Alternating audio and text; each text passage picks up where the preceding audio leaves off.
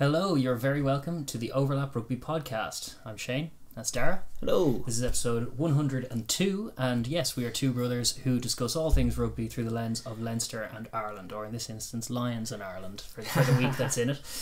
But yeah, welcome back for those returning. If it's your first time here, you're very welcome.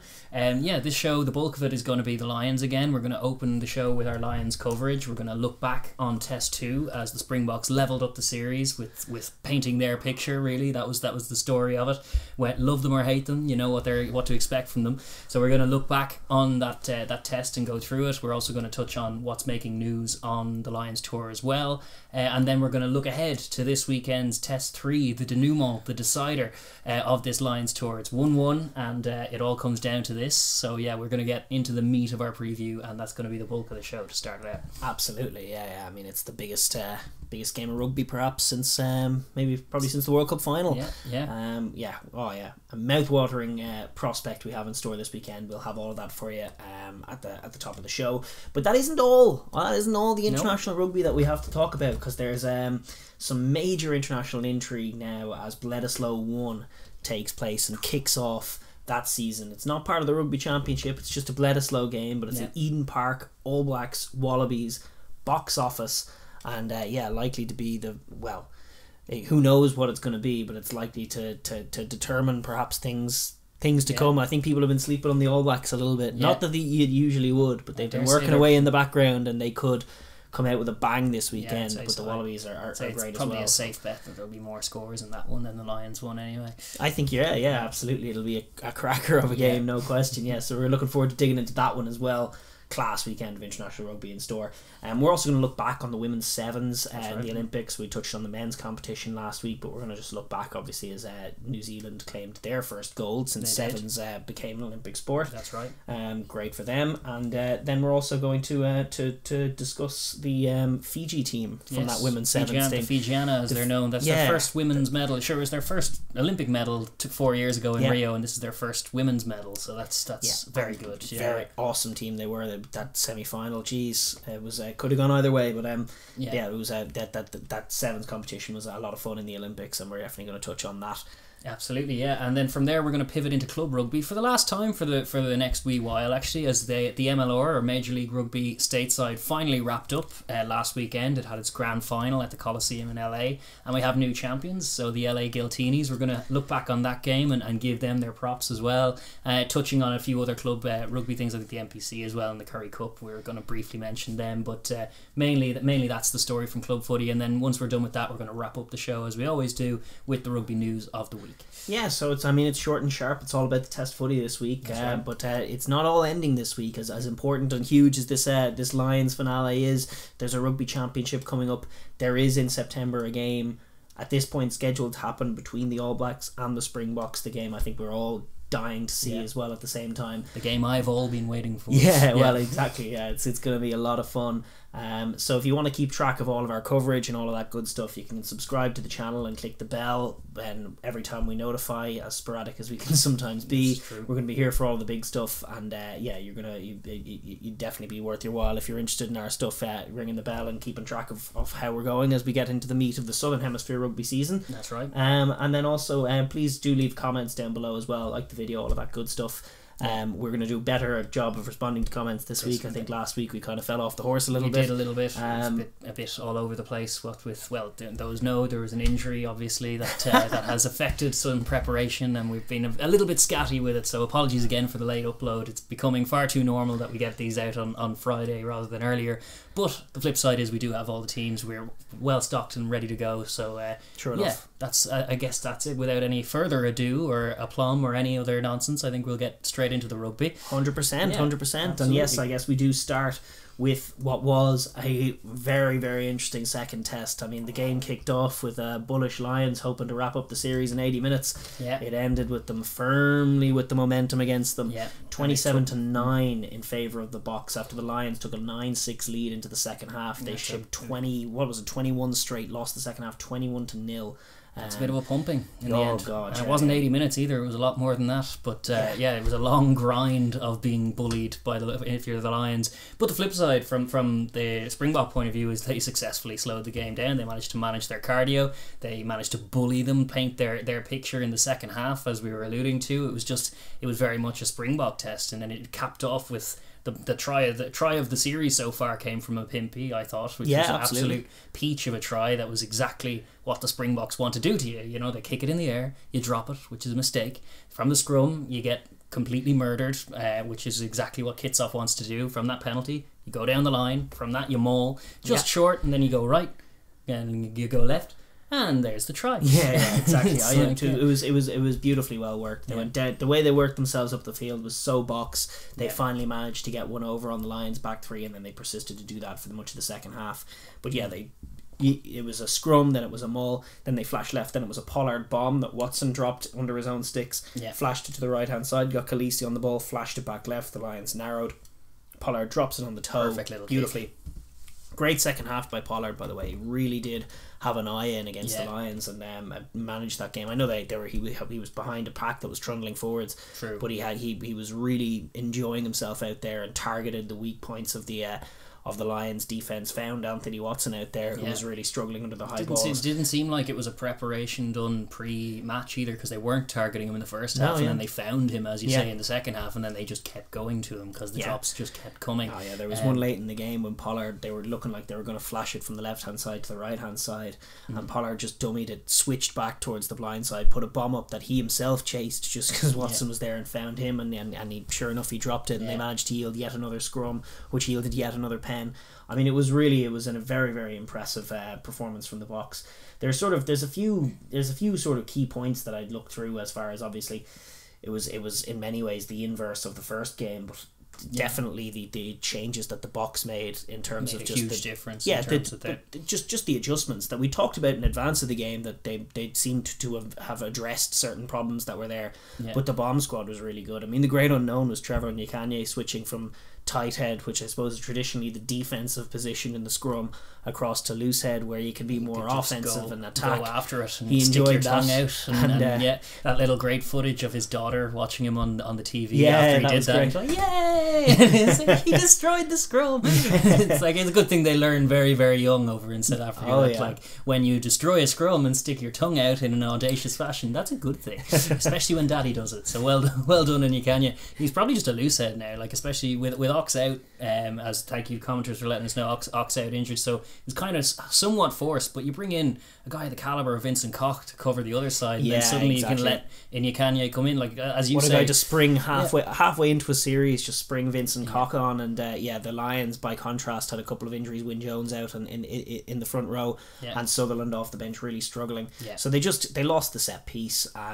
I thought I would give a massive shout out as well. Like, we bigged up the Lions' offensive maul, which was great in test one. Huge in test one, and then in test two they tried to get it going a few times. They probably didn't go to it enough, and the line out went to pot, and then they were trying. Certainly the second half line they out tried calls goofy shit. were just all goofy, and none of it was good at all. It was never going to work. So they did another one. I think it was Ken Owens instead of Cowan Dickey. Another pump pop fake, to the front, in, and it was a nonsense and didn't work. But I would give massive credit. I think specifically to Franco Mostert, who I think on 3 or 4 occasions managed to shut down line-out maul in different, equally impressive ways. He came through on the ball on the very first one, just shutting it down with a kind of an instant sack, but he got through the sort of Lions maul as it was forming, got his hand on the ball, killed them all. But the one that was most impressive was actually when the Lions maul got going midway through the first half, peeled around the corner to the open side, and then Mostert just he ends up out of the maul, has to run around and get back into the maul, enters it so perfectly, and just one man entering a maul just turns it around completely. Low body position, real leg drive, comes in at the perfect angle and just shuts it down.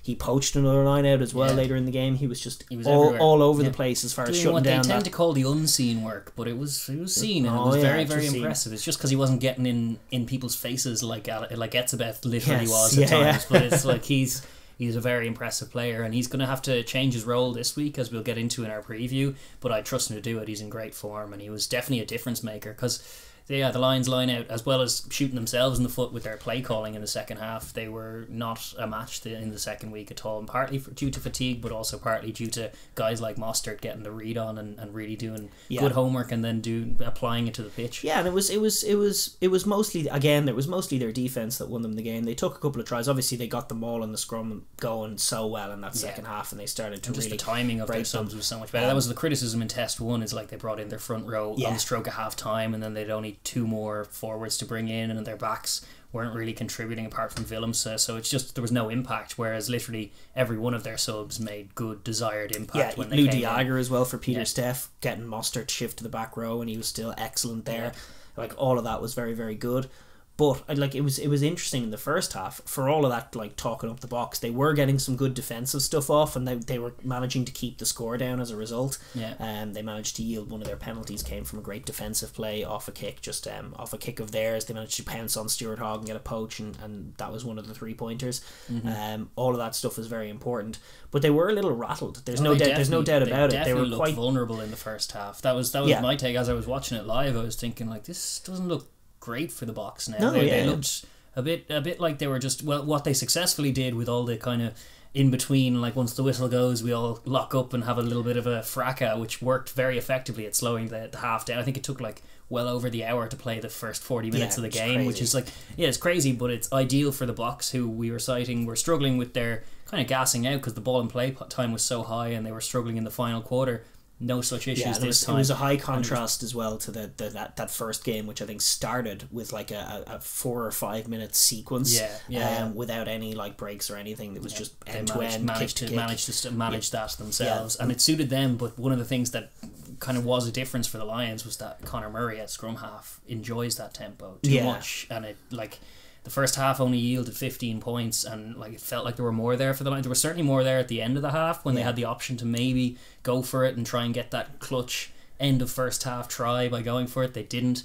But it was a very, coming in with the big play on Henshaw. Poor old Robbie. He was nearly the hero. He claims the high ball very Khaleesi, well. And it was actually Am was the other one. I rewatched it, and it's like Am was in that contact too. Of course he was. Like, of course, okay. It was all Khaleesi though, getting the hand in and ripping the ball out. That was physical defense. But the Lions just, I thought, were way too pedestrian and too comfortable in that kind of tempo, and they didn't recognise that they needed to take it away from those Springboks in the first half. They needed to punish them for like some looseness in the first half. The first half performance was nowhere near as complete as the second half showing, which was they were obviously in a better place in the sheds where they're like, we're only 3 points down, but we feel good about this. Yeah, and then they were able to come out firing, and they did come out swinging, and that shocked the Lions, and then they made the relevant adjustments. And to be honest, and we'll broach this subject again as we talk about the next game, but from my point of view, just a mismanagement of resources where you have the same back rows starting as did the first week. You don't make the change for Tadhg Beirne to come on until 72 minutes. The other back row sub, Faletau, came on after about 60. It was sort of a like for like with Jack Conan, but that was like there wasn't really that true impact, and there was just a lot of guys who had played a lot of consecutive minutes, and a lot of guys who were fresh sitting in the stands looking at it all.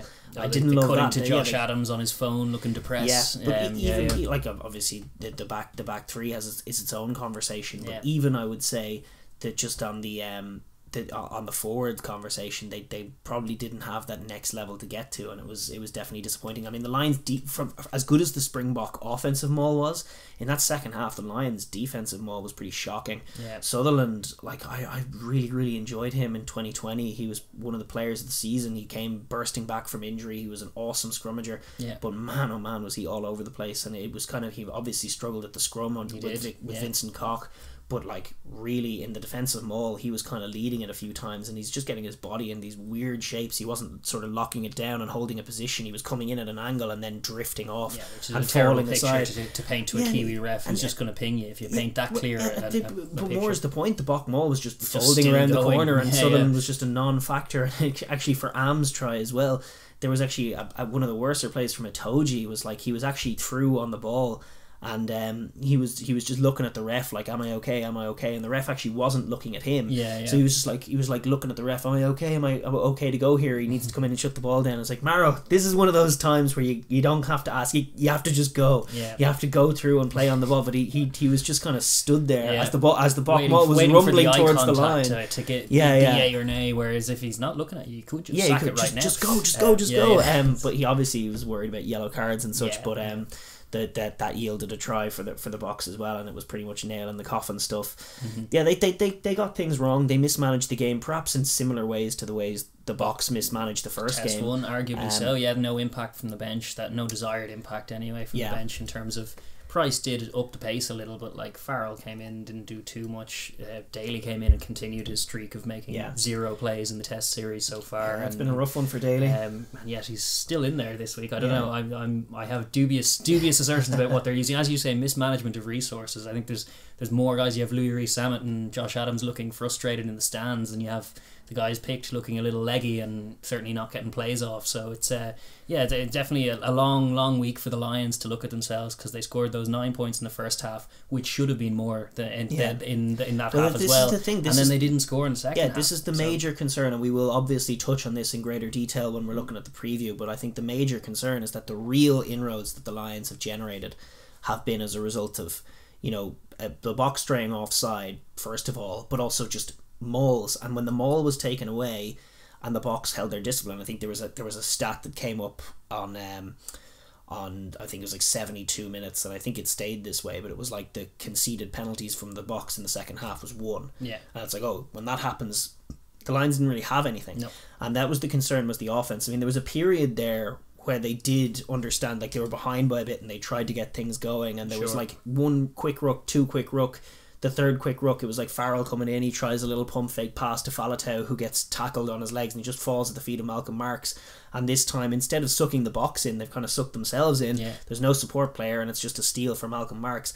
And that happened like 2 or 3 times when they tried. Virtually every time they tried to up the tempo, they were tackled, smothered, and then poached. And they haven't really, in terms of multi-phase or first phase strike move, seen too much. They haven't got a thing off against the Bok defense. The only inroads they've made are high bombs in the red zone, line out mauls, and then sometimes pick and jams from the goal line. I'm thinking the Africa A game, and that managed to yield them a couple of yellow cards.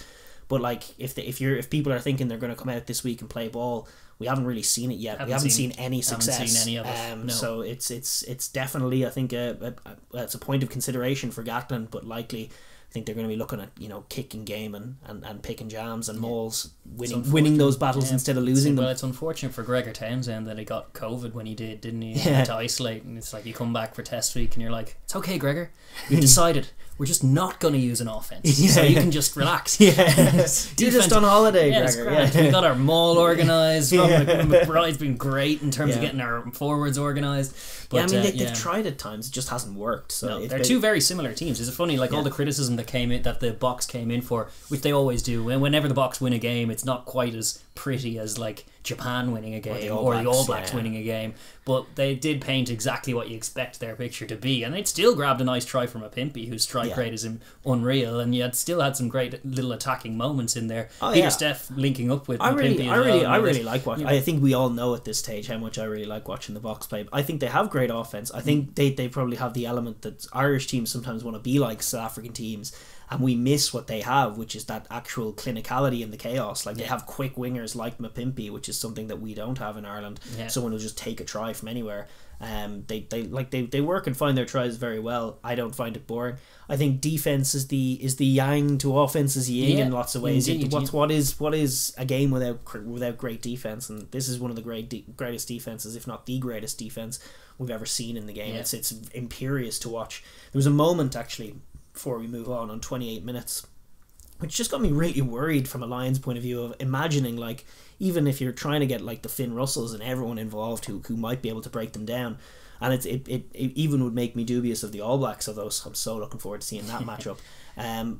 It was a moment on 28 minutes, I think you'll remember it, because it was about the one moment of flash from the Lions when they whipped the ball wide and Conan got the ball and he had Am in his face and he had Faf shooting up as well. And Conan just flicks the ball really quickly, really smartly back to Henshaw, who has, I think, Faf coming up on his outside, flicks it over the head of Faf. It's either Faf or Ram, I can't quite remember.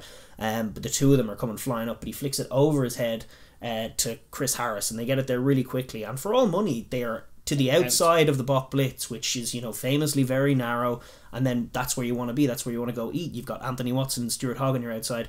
Harris takes the ball, pretty much instantly gets it to Hogg, and by the time it gets to Hogg, like, it's all very quick, and yet the Bok scramble D across the pitch is so quick. Like, Am and Faf just never leave the picture. They never overcommit, so even when it's outside them, they just sprint laterally, move quicker than the ball and get across the pitch. And Hogg gets the ball in his hands, and actually if you freeze the frame, it's like Am and Faf are still there. Delindy's around the corner, and actually there's just two, like, you can't actually see who it is, but two more Bok forwards deeper still moving around the corner. I mean, the scramble out of this Bok defense is incredible. Where is the space? It's one of the great puzzles in terms of solving. How do you open them up? I think it comes from sitting them down and catching them offside. It's certainly a little bit too lateral in some of those moments, but yeah, the few moments they've been brave in this test series, they have been shut down fairly comprehensively. And the other thing is, like, they've resolved to play quite a similar style. Like, the Boks are getting grief for, like, defending well and mauling and scrumming and for penalties and all this, and it's like, that's what they always do. What doesn't always happen is that the Lions are playing pretty much the exact same way, but a bit less cohesively, which is what you saw there, like, in that test. Like, they couldn't really move it when they wanted to. They kicked bombs the same way, got similar purchase, but couldn't get the set piece going, didn't have the same impact from the bench, looked a little tired by the end, and ultimately lost the game rather comfortably. But takes two to tango, and it was a slow game that it suited the Boks, but the Lions fed into that, and it didn't suit them at all. Lions definitely did. In that first half, they definitely, and you talk about Murray, but they definitely they did feed into it a little too much. They were more than happy to engage with the scuffles and all of that stuff, which I actually almost felt was a tactic from the Boks. It was like, all right, you want the pace of play high, you want the ball in play the whole time.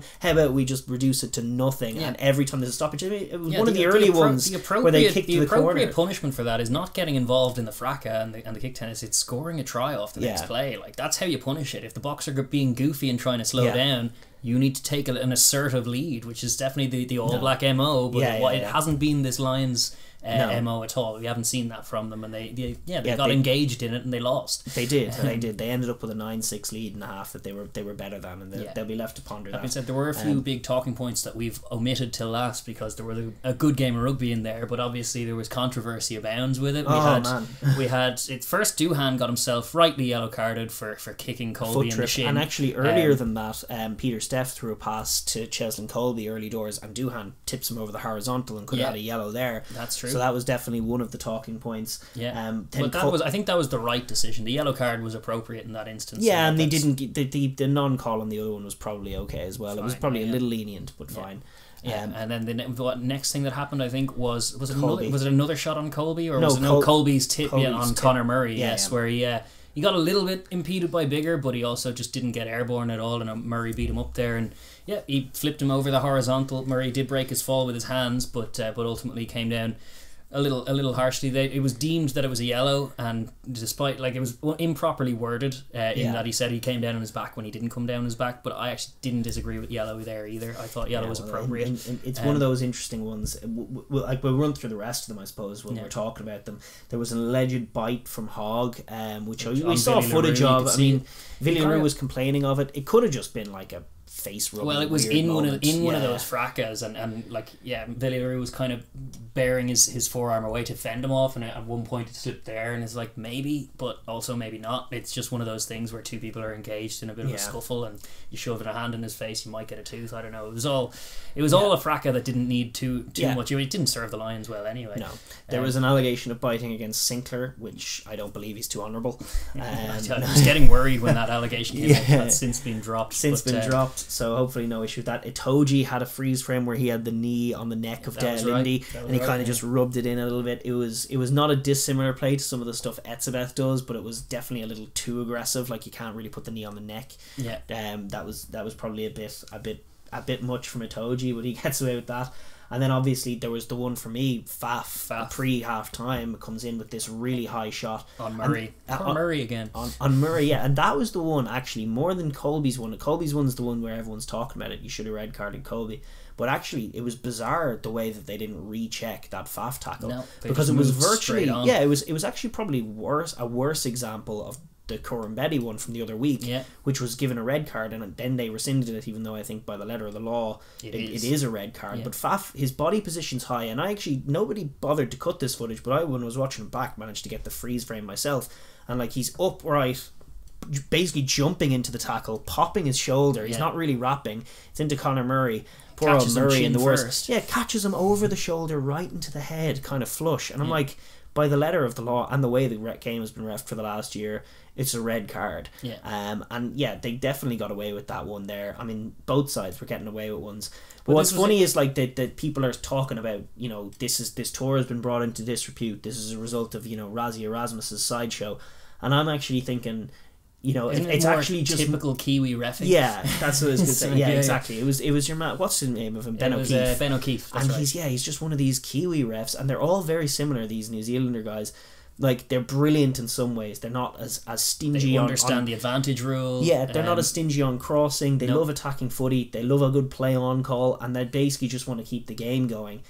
But they are sort of beyond the pale removed from what things are in Europe as far as foul play is concerned, and as far as the law book is concerned as well, keeping it real. Yeah, the very common thing for the Kiwis to do is to go through all the reasons. Like, you'll have a high shot like that faff shot, and you'll have them looking at it and going like, yeah, it's high, it's direct to the head, it's got a high degree of danger, very little mitigation, so it's going to be a yellow. Yeah, exactly. It's like you just say all the things that lead you to red card and then just say yellow at the end and brandish that. Exactly. It was the kind of thing that would happen, like all of those incidents that people are talking about that could be cards is the kind of thing that would happen in a Super Rugby Aotearoa game and just never get brought up by anybody. Like that faff shot was a classic example of it. Like you see those sometimes in Super Rugby Aotearoa, and when they do look at it, you have to give the red because that's what the law book says.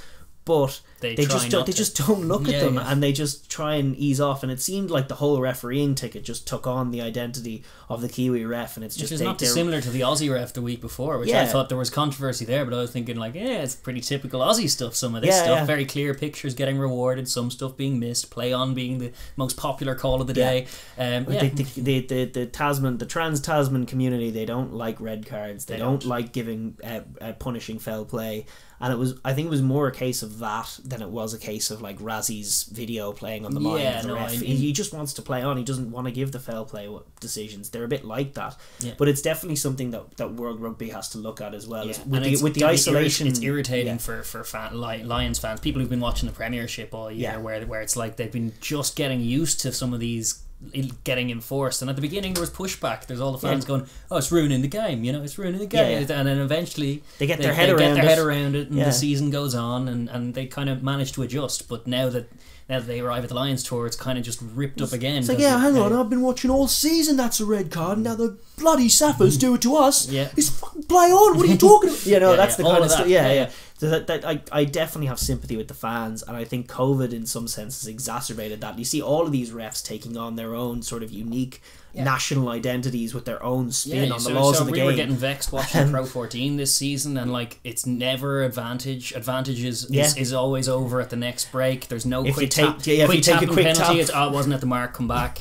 What other ones? Crossing. It was always crossing. Anything's crossing. And it's like all of these terrible habits, but they are better at officiating the foul play aspect. But terrible at letting a game flow. So there's a healthy mix of all that needs to be applied, but the consistency is something that you're looking for. And you're right, in this kind of COVID environment, we've just kind of isolated everyone, and you've seen the traits of each individual rugby nation kind of emerge in this kind of test tube arena where you're isolated from everyone else playing parochial rugby, and it leaves fans confused a little bit. It's not as big a deal as people are making out, but it's something that will need addressing, where there's different sets of laws from different set referees, and it's something that has to be adjusted French to. Ref this week, which will change things again. Indeed. But yeah, listen, those were the refereeing talking points. In the main, I don't think it was that impactful on the game. Although the luckiest man for me was actually Faf. Yeah, and he had the grin to tell it. Like as that wasn't his usual grin. No, that was like a grin. Yeah, that was a grin of a guy who's like, "Oh my god, have I just cost my team the series?" Like it was really nervous laughter from him after that, and I can't believe they didn't look at it. It was bizarre. It was such a red card. It was. I know. That being said, he is missing out on this week anyway through, I think, injury. Yeah, he did his I think it was either a hip flex or a hamstring or something late on. Just kick a box kick. Finally, all those kicks caught up with him. He managed to put in a glorious little assist. He did. Yeah, he drives a nice tempo. He had put in a great showing in that second half as well. Yeah, and they'll miss his energy as well. He's a great leader in that team. He really does. He gets the energy of the boy. Like every time there's a stop and play, people focus on the bits where he's ripping into the Lions. When the Lions throw a crooked feed and he's there going, hey, to the scroll to Cowan-Dickey or something, and you're like, oh, I hate that little hairy faff. But it's like, really, no, that's part of the halfback's job is tilting your opponent, but also half of what he's doing is keeping the boys smiling. Like he's often going up to a guy like Quagga Smith or something who's there and just like laughing with him, joking with him, getting him going, keeping the energy of the team up. He's a leader in that way, and I definitely think they'll miss that this week. He's definitely an inspiration for them. But yes, listen, I think that kind of wrap up our test one. 27-9, a comprehensive Springbok win. A lot to think about for the Lions in this week, and it's 1-1 in the series as well. Exciting stuff. Absolutely. We're just going to briefly touch on the other bits of news. We mentioned some of it. I suppose Sinclair was one that we mentioned. He had been alleged to have bitten an opponent, but that has been dropped, I think, subsequently. And no other sightings. So no other sightings, despite the do as you will, boys. Do as you will. We'll just play on. Other news: there was Gatland briefly mentioning naming Bod as the best Lions player he's ever coached, which was quite nice of him. We're still not forgetting, are we? That's interesting, isn't it? Yeah. Why would you drop him then? Yeah, indeed. We're not bitter. No, we're just Irish. You're not allowed to diss Bod. He's the GOAT. He's the GOAT. Wait for the Welsh commenters down below. That was just one. That was last week, though. That was before all the soap operatic drama that's come since. Obviously, World Rugby have reprimanded Rassie Erasmus. He's now going to have to come in front of a disciplinary committee, which is all he wanted, to plead his case with consistency. Because then, as off the back of that, we had Warren Gatland being frustrated that World Rugby, in the way they'd phrased the statement, had apparently implicated the Lions or partly involved the Lions too. And then the subsequent one is the Sharks owner, who's like, I think is he from MVM or something? He has some massive New York company. He's offering his big crew of lawyers, like Mr. Burns levels of rows of lawyers to help Rassie out when it comes to it. So I think Rassie's just going to try and drag that hearing on whenever it is. He's going to get like...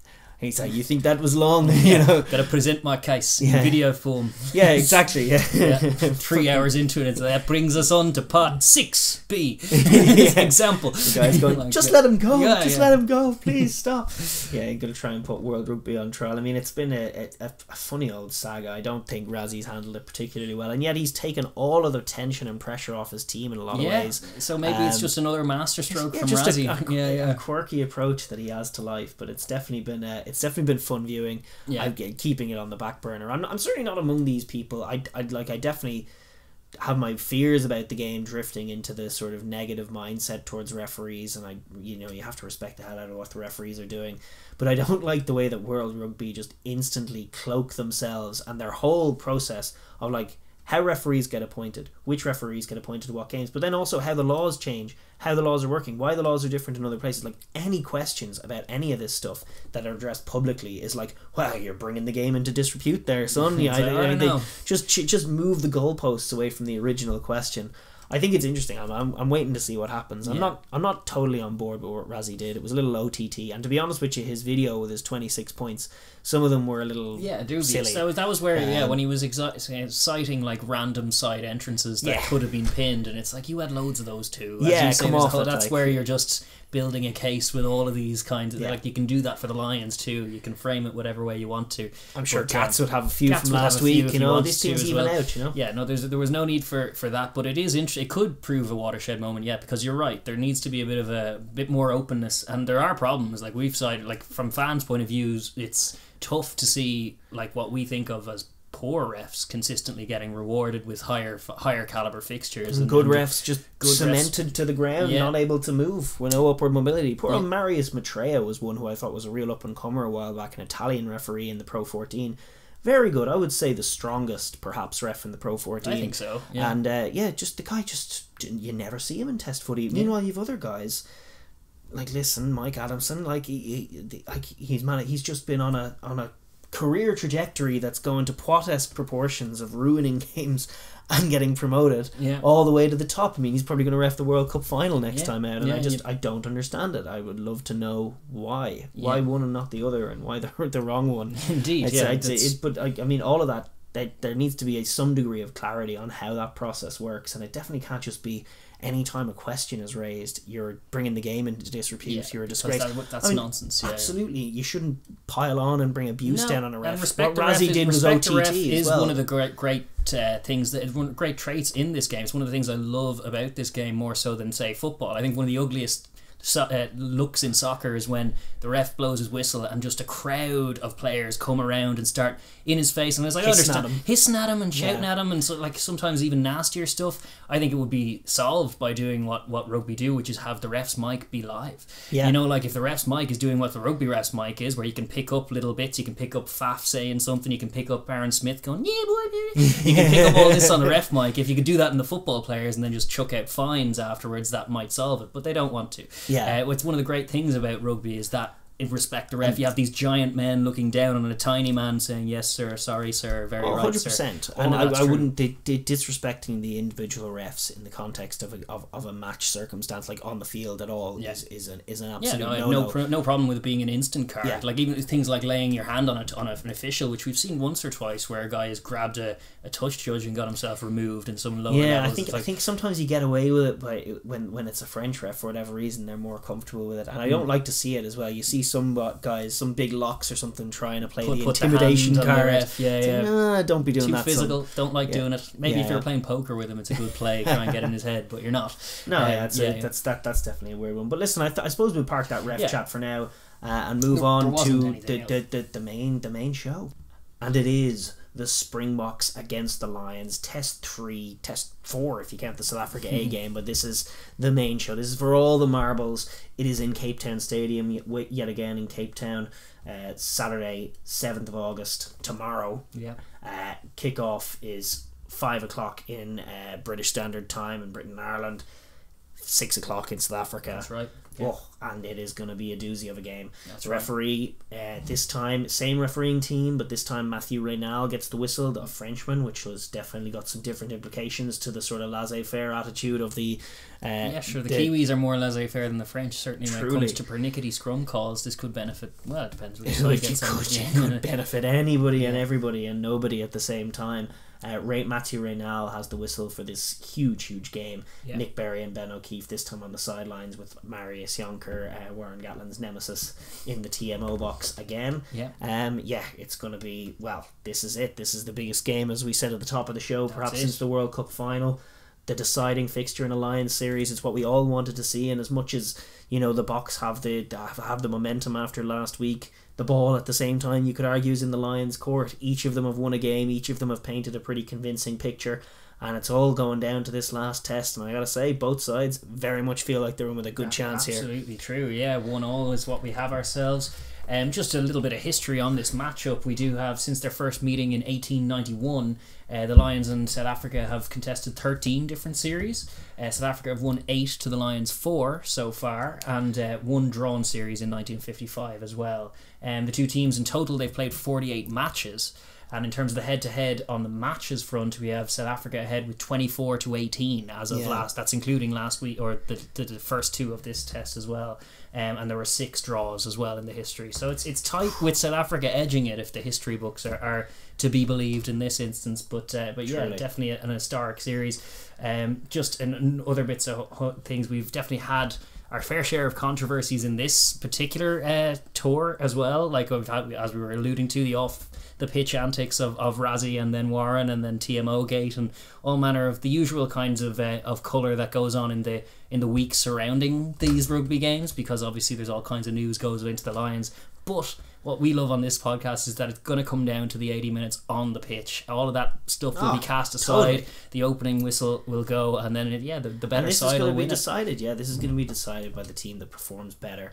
That wins those small battles, that goes to the extra edge, that gets the better of things like the wrestling match in the line-out, the wrestling match in the scrum, the wrestling match under the high ball, the wrestling match at the breakdown. I mean, it has turned into really just a physical contest in so many ways, and it is going to come down to which side can go outperform the other and find that sort of extra level of momentum and energy that sees them over the line. It's going to be one of those games, I think, very tight, very interesting. You were going through the history there. I mean, in the professional era, in the pro era, it's 1-all. It's 1-all. They had the game in they had the series in 97, which the Lions won very famously. They had the series in 09, which is the best series ever. That was won by the Boks, but an incredible test series. And now we have this one. All three have taken place with the Boks as world champions. That's right. All three of the Lions have come in locked and loaded. It's 1-all. It would be a tremendous, tremendous win for the Lions. It would cement Gatland's legacy if they could do this as the greatest, perhaps, Lions coach of all time. I'd say so, yeah. I mean, win in Australia, draw against New Zealand, beat the Boks. Heck of a record if he can hold on to it. That would be just an extraordinary return. And likewise for this Bok team, I mean, it's a chance for history themselves. If you can win a World Cup as the team in 07 did, and back it up with a victory over the best that 4 of the world's very best nations can put together, it is history cementing as well. You go down as one of the all-time great sides. So it's massive stakes on the line, huge audience. It captures the imagination of us all, and it is just going to be one heck of a test match coming up on Saturday. On Saturday, great show. It's going to be Cape Town's the scene of it, and glory or death, with my shielder on it.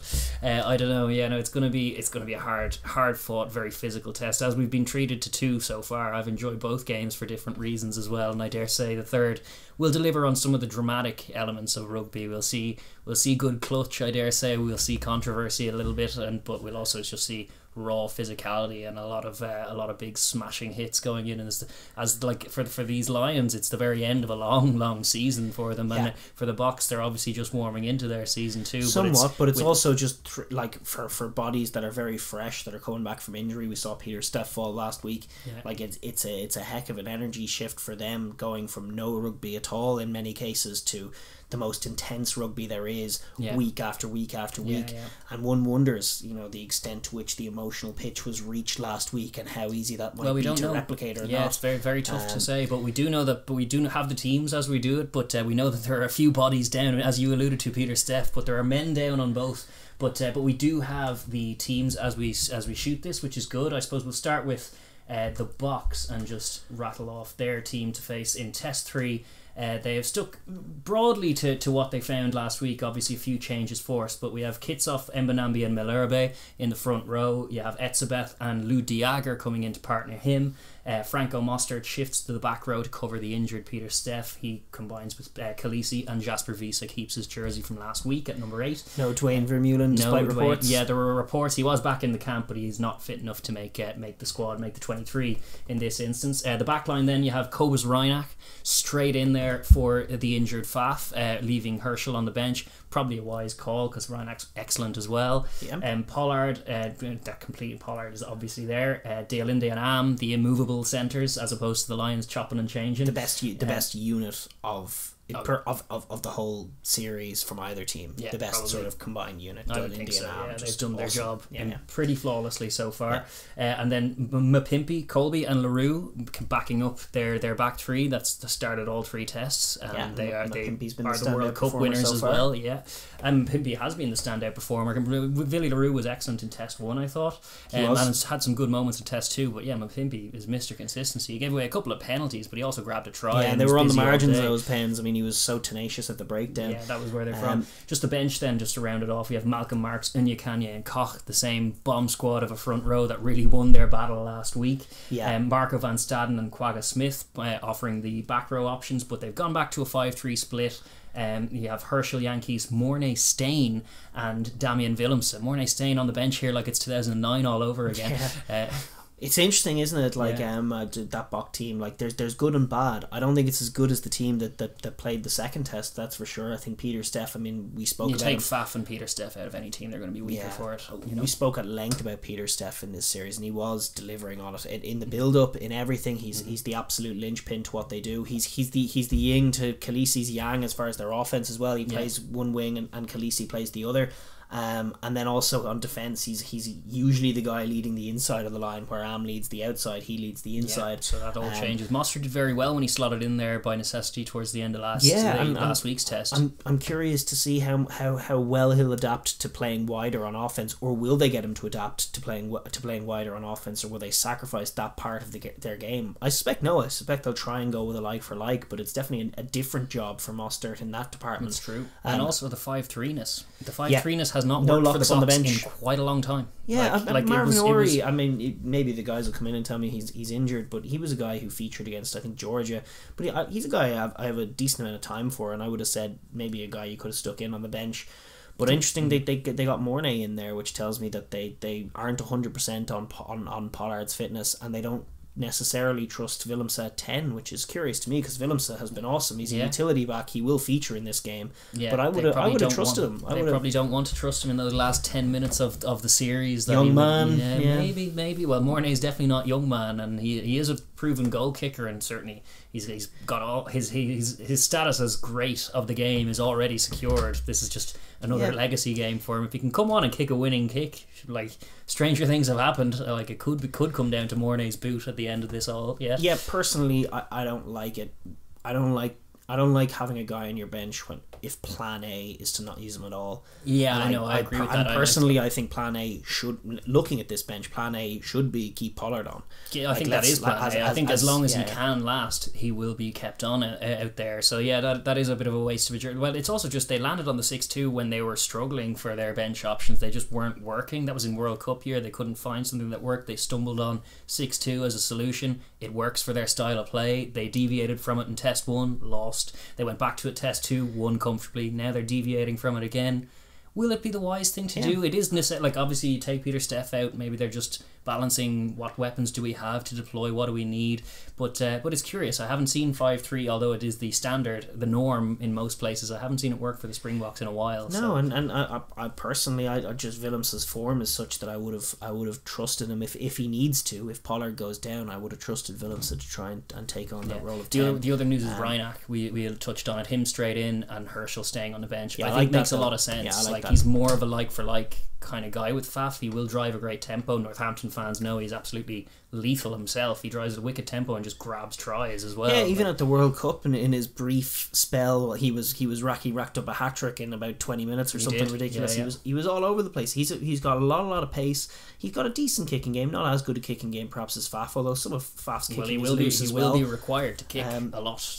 He will, and they listen. The strength of their kicking game really is their defense. Their subsequent defense. Even their loose kicks aren't that loose because the defensive line is set. They're all ready for a kick anyway. Exactly. So I wouldn't be stressing too much. I'd say he'll do a fine job at that, but he does have the potential to bring some great tempo and to just be another element. He's another blitzer on D, so they definitely like that. He offers similar things to what Faf will offer. He's tough book. He's another tough book. He's quick as well. He gets off the line and just gets in people's faces, which is what Faf tries to do on defense. I think that's the biggest point of difference between him and Faf and Herschel. Herschel isn't a defensive presence really at all. He can bring a bit of tempo, cover a chip kick in the backfield. More traditional scrumming. He is a more Kiwi style halfback, which is great to have on the bench. You can inject that tempo. That's kind of what you want. But bringing Reinach in, good luck to him. His first start of the series. And then I suppose the Lions as well. We have a Lions team. We do. I'll run through it now. They've made 6 changes. That's right. They've brought back in a number of Welsh heads. It was as diminished a team from a Welsh point of view as they've had in since Gatlin's been involved last week. And look what happened. And look what happened. Is right. Here we go. So Wyn Jones comes back in at loose head. I think if he was fit, he was always going to take that role. He's the form guy. it's a heck of a job for him against France Malherbe, though we haven't seen that picture yet. Well, it allows Mako to come off the bench, where he has looked a little better than his starts on the tour so far. It also gets Sutherland out of there, which is necessary based on his showings. For Sutherland's form, the two test showings, the South Africa A and the Stormers game the week before, he's been brutal. So and I think he's carrying something. I just don't think he's right. He's all over the place. So Wyn Jones comes in, and we will have the Sarries derby off the bench with Cock and Mako to face off against each other. That is interesting. Ken Owens takes the jersey at hooker. Tyke Furlong in a tight head. Itoje and Alan Wyn Jones in the second row. Nothing changes there. The back row, same back row, 3 tests in a row. Courtney Laws, Tom Curry, Jack Conan. Ali Price comes in to replace Conor Murray. Obviously had a great first test. Murray had a poor second test. Seems no-brainery. Dan Biggers keeps his jersey at 10, just the most solid, best 10 on the tour. I don't think there's much arguments there. Bundy Aki comes in at 12. They drop Chris Harris pretty harshly from the 23, but they obviously want Bundy in there to bring some defensive hustle and some offensive directness. He partners Robbie Henshaw, who's back out to 13, where he does like to do his best work. And then the back 3, there's a couple of key changes as well. Duhan van der Merwe, Josh Adams and Liam Williams. Straight in there is right. I mean, the game last week was crying out for him, and they didn't have him on the bench. That's true. The bench options for the Lions, they've gone with Cowan Dickey at hooker, Mako Vunipola covering prop with Sinclair. Adam Beard comes in for Tyg Byrne covering lock. Sam Simmons comes in for Faletau covering the back row. Murray, then they've also gone 5-3. Murray keeps his place on the bench. Finn Russell comes in for his first contribution to the Test series, back from injury, and Elliot Daly keeps his 23 jersey. I know you've been frustrated with his play. The thing that jumps out with me is that, and listen, Gats may end up being egg on my face, but it was not what I had anticipated for this Lions team. It's like, my whole perspective on it was that the loose forward positions and even to some extent the tight forward positions, certainly I would include the locks potentially in this as well, like, they are extraordinarily attritional, and for my money there's not a lot between a lot of these guys. Like, I don't think the difference between Tom Curry and Hamish Watson is much at all, really, and I think the really a fresher, better, more focused version of either one of them is better than a drained version of either one of them. So I think I've been saying this since more or less the beginning of the series, that the best approach for the Lions is to use all their weapons, is to do what the Boks can't necessarily do, and just change their loose forwards from week to week without weakening the team. And yet instead, and I would include some tight forwards in this, like I'm shocked that Jamie George isn't getting any minutes. I really, really rate him. I would have started him going into week 1. I'm shocked that he doesn't get a minute in this series, and I'm not 100% convinced that that's the correct management of resources in that sense. Like, I do like to see Adam Beard coming in there, but Tyg Byrne was one of the players of the Six Nations getting in. He's only had 16 minutes of game time in the Test series, whereas Courtney Laws has had like north of 100. And Courtney Laws has been great, but by the end of last week he was really sucking diesel. He was struggling, like they all were. And Alan Wyn Jones, is a phenomenal player, but he's an old, dislocated his shoulder 3 weeks ago, and now he's playing 3 tests in a row. He's mixing it, no question. He's still got all of the skills, the one-handed line-out takes. Top the tackle account in both weeks. I mean, more power to him, but there's some powerful men. Johnny Hill, Big Ian Henderson. Adam Beard now, he is getting in this time, but only on the bench. And I rate Adam Beard a lot, and I definitely am happy to see him in there. Like, it's not necessarily wrong, it's not a fatal thing, but I'm very surprised to see so many class players. There isn't that big a difference between them and the Test starters, especially when you consider how the warm-ups went, where not that many combinations were worked with, that he's decided basically just to settle on the one team. He obviously values the solidity of that over this sort of fresh energy that a lot of these hungry class players in the forward pack, particularly for me, could give to him. That's what stands out to me, is the same back row, 3 tests in a row, that would just, on the face of it, no matter who the back row is, wouldn't have been what I would have thought they would have gone for. The way these games have gone, it's been all mauls, it's been all rucks, it's been all very tight physical play. It's been exchanges in those little tight areas inside of the halfback. So there's a lot of miles on those clock, especially, and it's the end of these guys' season, as we were saying. So it remains to be seen. Hopefully they can step up. It is only one more test, and it is like there's, you want to chop and change, but also you can see in Lions games how they can become a little bit loose and barbarians feeling, which is not what you want in a final test. You don't want to rotate too much that there's no cohesion. But I think I agree with the bones of what you're saying, that a little bit more management of minutes just to get the best out of these guys, especially when there is a negligible difference between like a very fit and primed Tom Curry and a fit and primed Hamish Watson. It's like those are two world-class players, you know. Johnny Hill, even at 100% or 90%, is going to outplay Alan Wynne-Jones at 60 or 70%, and that's just true. The difference between, like, as good as Alan Wynne-Jones is, and maybe he's sort of this talismanic figure, but the point stands across the team. Like, if they're not at 100% peak fitness, if they're a little match weary, I think you're better off getting one of the fresher guys, because they're all quality. Everyone on this tour is quality. I don't think there's anybody who would really struggle out there with the box. I think probably harshly, and I know Welsh fans will get on me, I probably harshly think that Navidi might struggle a little bit with the sheer raw power of the box. But to be honest, Big Ian Henderson as well did struggle in his game. He did. But I think the likes of Hill, I think certainly the likes of Beard, the likes of Hamish Watson, like, getting those guys in. Even Faletau has had limited minutes so far. Yeah. Like, they're all well able to mix it, and those guys at 100% could have been an option, but that's not the way they went, and this is the team they have, and that's just the way it is. That could prove costly. The ones that I'm glaring at as well are the backs. Like, backs don't win games in it typically, but I just find it very dubious. I'm happy for Bundy Aki. Him and Robbie in together shifts Robbie out to 13. Bundy's physical. I think that could work. I can't understand what Daly has done to earn the trust that he has. Like, the 23 jersey is a useful jersey. 23 is a bit of tempo in the wide channels, and as far as I can see, I've watched both tests now. Elliot Daly has performed poorly in both, like literally has not succeeded in any play to get any inroads at all. Yeah, that's all I've watched from is him like getting wrapped up and smashed by Am. It's kind of a similar bench spot to Mornay Stain maybe in that way, where Mornay obviously struggled in that A game, but he could be the guy to come on and kick the winning goal. But the one kick he's had from range was in Test 1 and fell short. Like he hasn't got a play off. He was a little rocked because he got cracked a phase before. Like if you bring in Finn Russell on, who's your goal kicker? Yeah, maybe that's the question. Yeah. Maybe that's the reason. But it's still, I would rather have a Louis Rees. Like, it's planning for, like, I get the Conor Murray and Finn Russell.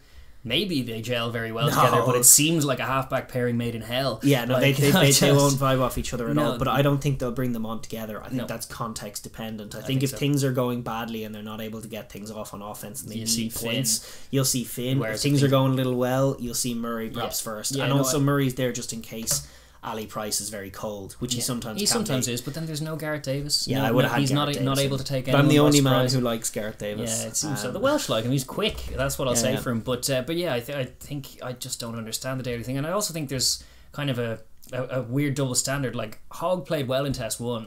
He played poorly in Test 2, particularly in the second half. It was crying out for Liam Williams, so he's straight out of there. Like, Hamish Watson came on in Test 1, didn't quite have the desired impact, had that tip tackle, went backwards in a few contacts. He's out for the rest of the series. But Elliot Daly doesn't do anything well the whole series, and he's there for the whole time. I don't understand. Yeah. Especially when you have guys like... Well, Josh Adams is in correctly this time, and maybe the extra Welsh will help them be a bit more clinical when they get the outside edge. But flyers like Louis Rees-Zammit not getting a look in, meanwhile Elliot Daly's there the whole time. I was flagging it even as the squad was named that I didn't understand, but he seems to have a plan for him. He's a utility option. I can't understand it. He's a utility option. He's a clutch goal kicker. I know he missed that one in the first test. I'll eat my words if he kicks the winning goal, but I don't think it'll. No, I mean I agree with you. Like, he had that rough tackle from Am in the first test. He has been struggling. Even in that A game, he got smashed out of play by Am off the bench at one point as well. He's probably not quick enough to deal, especially in the 13 jersey, just to deal with the blitz and the pressure that a guy like Am brings. He's probably not got that play. He's also more suited to play in the back three. Yeah, he'd need the footwork of a Colby to evade him, which he doesn't quite have. You know, no, I'm piling in on him, but that's one that I'm scratching my head at, because I think there's a lot of resources being ignored for the sake of having him in there, and I just don't think it'll pay dividends, to be honest. I don't think maybe not. I'm happy to see Doohan keep his jersey. I think that makes sense actually, because of how well he and Ali Price worked in that first test. True. And yet I'm also happy to see the other two Welsh lads come in.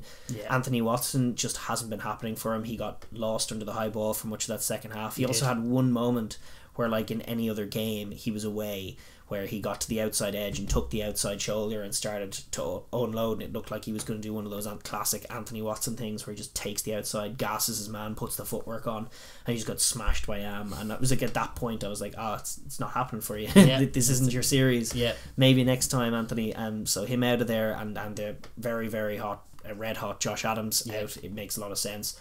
And Liam Williams, who's I'd say so hungry to go here at this changes the dynamic of the high ball game, which has been the dynamic as well. He's one of the few players who the Bok fans I think genuinely respect as well. He's got a couple of plays off the box. I've been seeing some Bok comments on him going like, "Oh, this is a better team." I've been quietly hoping that Liam Williams doesn't feature, and here he is in the biggest game possible. I do love that selection. That's true. And there's lots to love about this team. I mean, you gloss over Maro Itoje in there, who's on his day the very best player in the world. He's up there and for sure. Could render all of this moot by just turning it on and dominating. Indeed, much the same way. Like when was it? 8 years ago, when all the talk was about Bod being dropped, but it's like Corbisiero came in and won that test from Loosehead. It's decided way inside of all of that. It was scrum. They just scrummed them off the ball all day. So it could be Itoje at the mall as well in this story. It could yet be that it doesn't matter who the backs are that they have on the bench. The backs don't matter anyway. Certainly the Springboks would agree with that. The forwards win games, backs decide by how much, that old adage.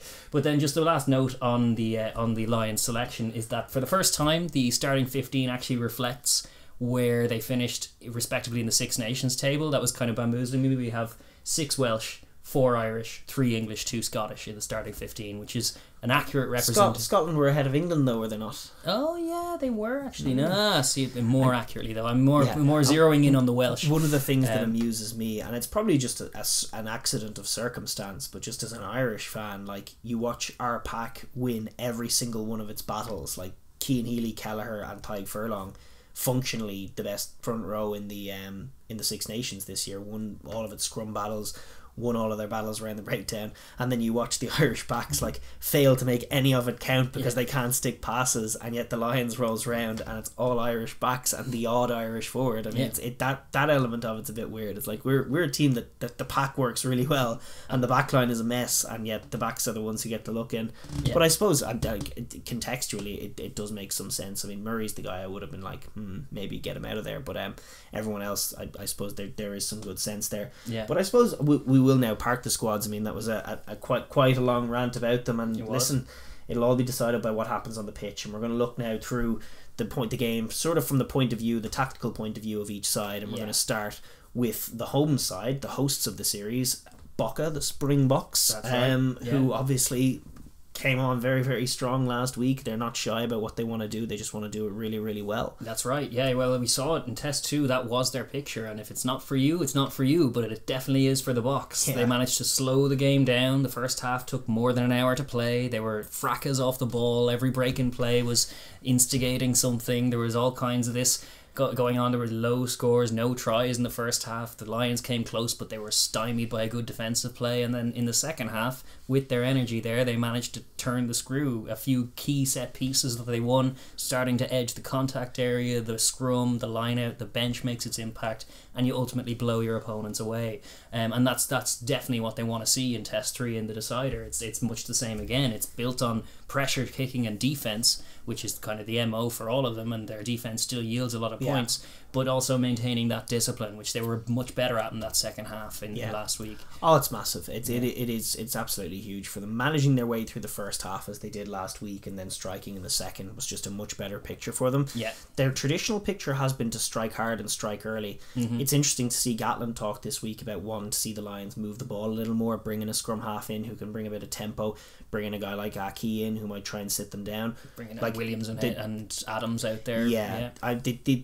Obviously I think primarily the challenge is going to come in the air, but in those initial sequences, if the Boks can just render any notions the Lions have of moving the ball crisply against their defence null and void, as they have done so far. Well, that very opening test with the Elliot Daly shot you were citing, that was their first attempt of the test series to go wide, and it ended with them getting cracked at 13 by Am, and that was it then. And even inside of that, like you've had Malcolm Marks is later in the game, but you've had these tremendous counter rucking approaches from the Boks. You had these super tackles on the inside, just basically rendering it all moot, stopping the Lions from moving the ball early and hard.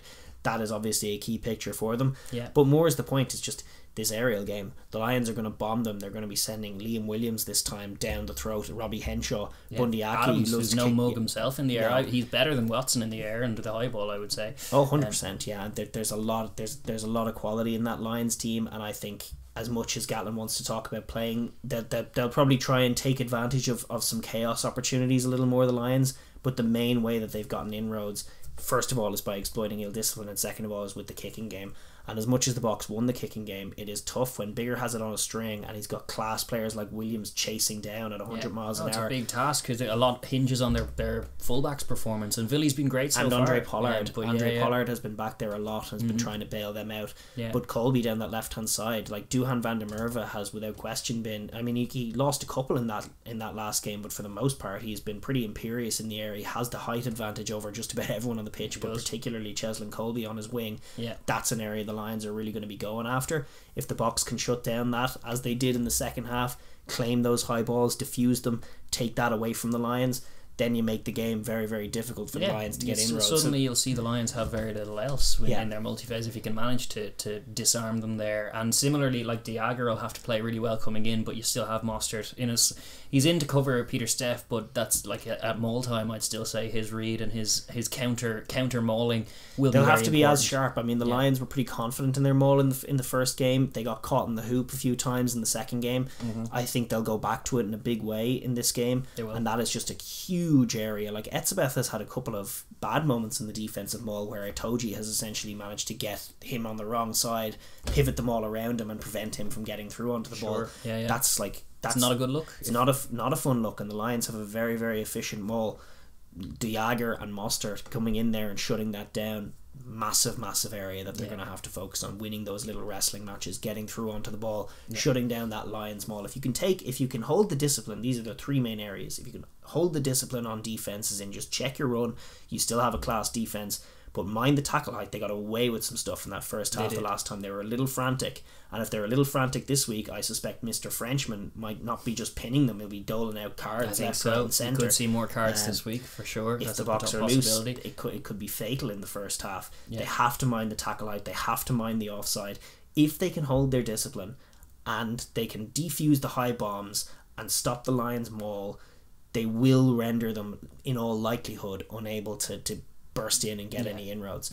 And that for me is the beginning of the picture. I mean, ideally, like, we can talk romantically about the Bok offense, and they did that. Mapimpi try was really well worked, but primarily what they're about is edging the kicking game and then just exploiting. They have main ways of scoring are either through chaos ball off a kick, off a high bomb. We have lethal wingers who, when the chaos opportunity presents itself, they fancy taking it. They do. And then the maul, and the set piece, and that if they can get on top in those areas, win those wrestling matches, that's normally where their 3-pointers come. Their tries more often than not will from chaos like that, or like a charge down, as we saw in the South Africa A game. The defense yields tries, yielding tries, a pick or a charge but down. The Lions won't even get as far as 13. Probably not, because of that fear. Like that is it. The Boks are more than happy to kick it, even sometimes just chipping it away. Like, not much accuracy, certainly not as much thought and precision goes into it as a Conor Murray box kick, where you're setting up the caterpillar ruck. Sometimes it's just faff, just dinking it away. We don't want the ball. It's early days. You have the ball. We're going to smash it. On this occasion, Reinach on this occasion, but I'd say the result will be much the same. They'll be kicking a lot of the ball, particularly in the first half,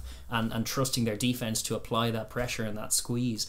The other thing about having a French ref in there, obviously they need to watch their tackle height. That's one that they could be punished for, but conversely, if they can get a scrum performance similar to what they got last week, they will get rewards from it. The French ref will reward a team scrumming. We haven't seen the best of Frans Malherbe yet in this tour as well, and that is a very interesting battle, because Wyn Jones is a very fine operator. He's in great form. He was back from a slight injury. Yeah, he was doing very well, and he did well in the A game. Malherbe is a different kind of animal on his day. He is a better scrummager perhaps than any other tight head in the world. There's Tupou, there's Furlong, and there's Malherbe, and then there's the rest as far as the tight heads of the world are concerned right now. But Malherbe on his day is just another level at scrum time, and that is an area like Wyn Jones and the Six Nations did have some ropey days. If Malherbe can bring just a level of power. He managed to game some scrums. Wyn Jones doing good tactical stuff, but sometimes raw power can kind of surpass all of that. It's another level. If he can bring that, if he can turn every scrum into a penalty, into a kick to the corner, and that's one thing that like there was moments in that game that as much as the non-calls of foul plays helped them from a Kiwi ref perspective, one of their other bad habits is not rewarding dominant scrums, and there was a few times that O'Keefe was just like refusing to award the scrum that's going forward.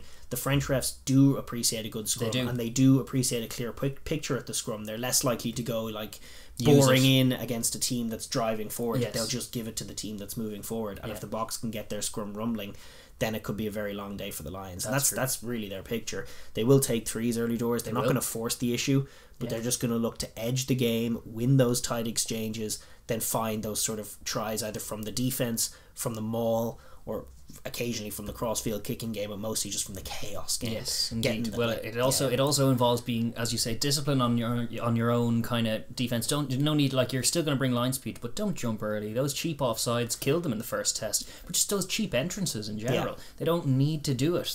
They're on top of this Lions team as it stands in terms of their defenses winning the battle against their offense.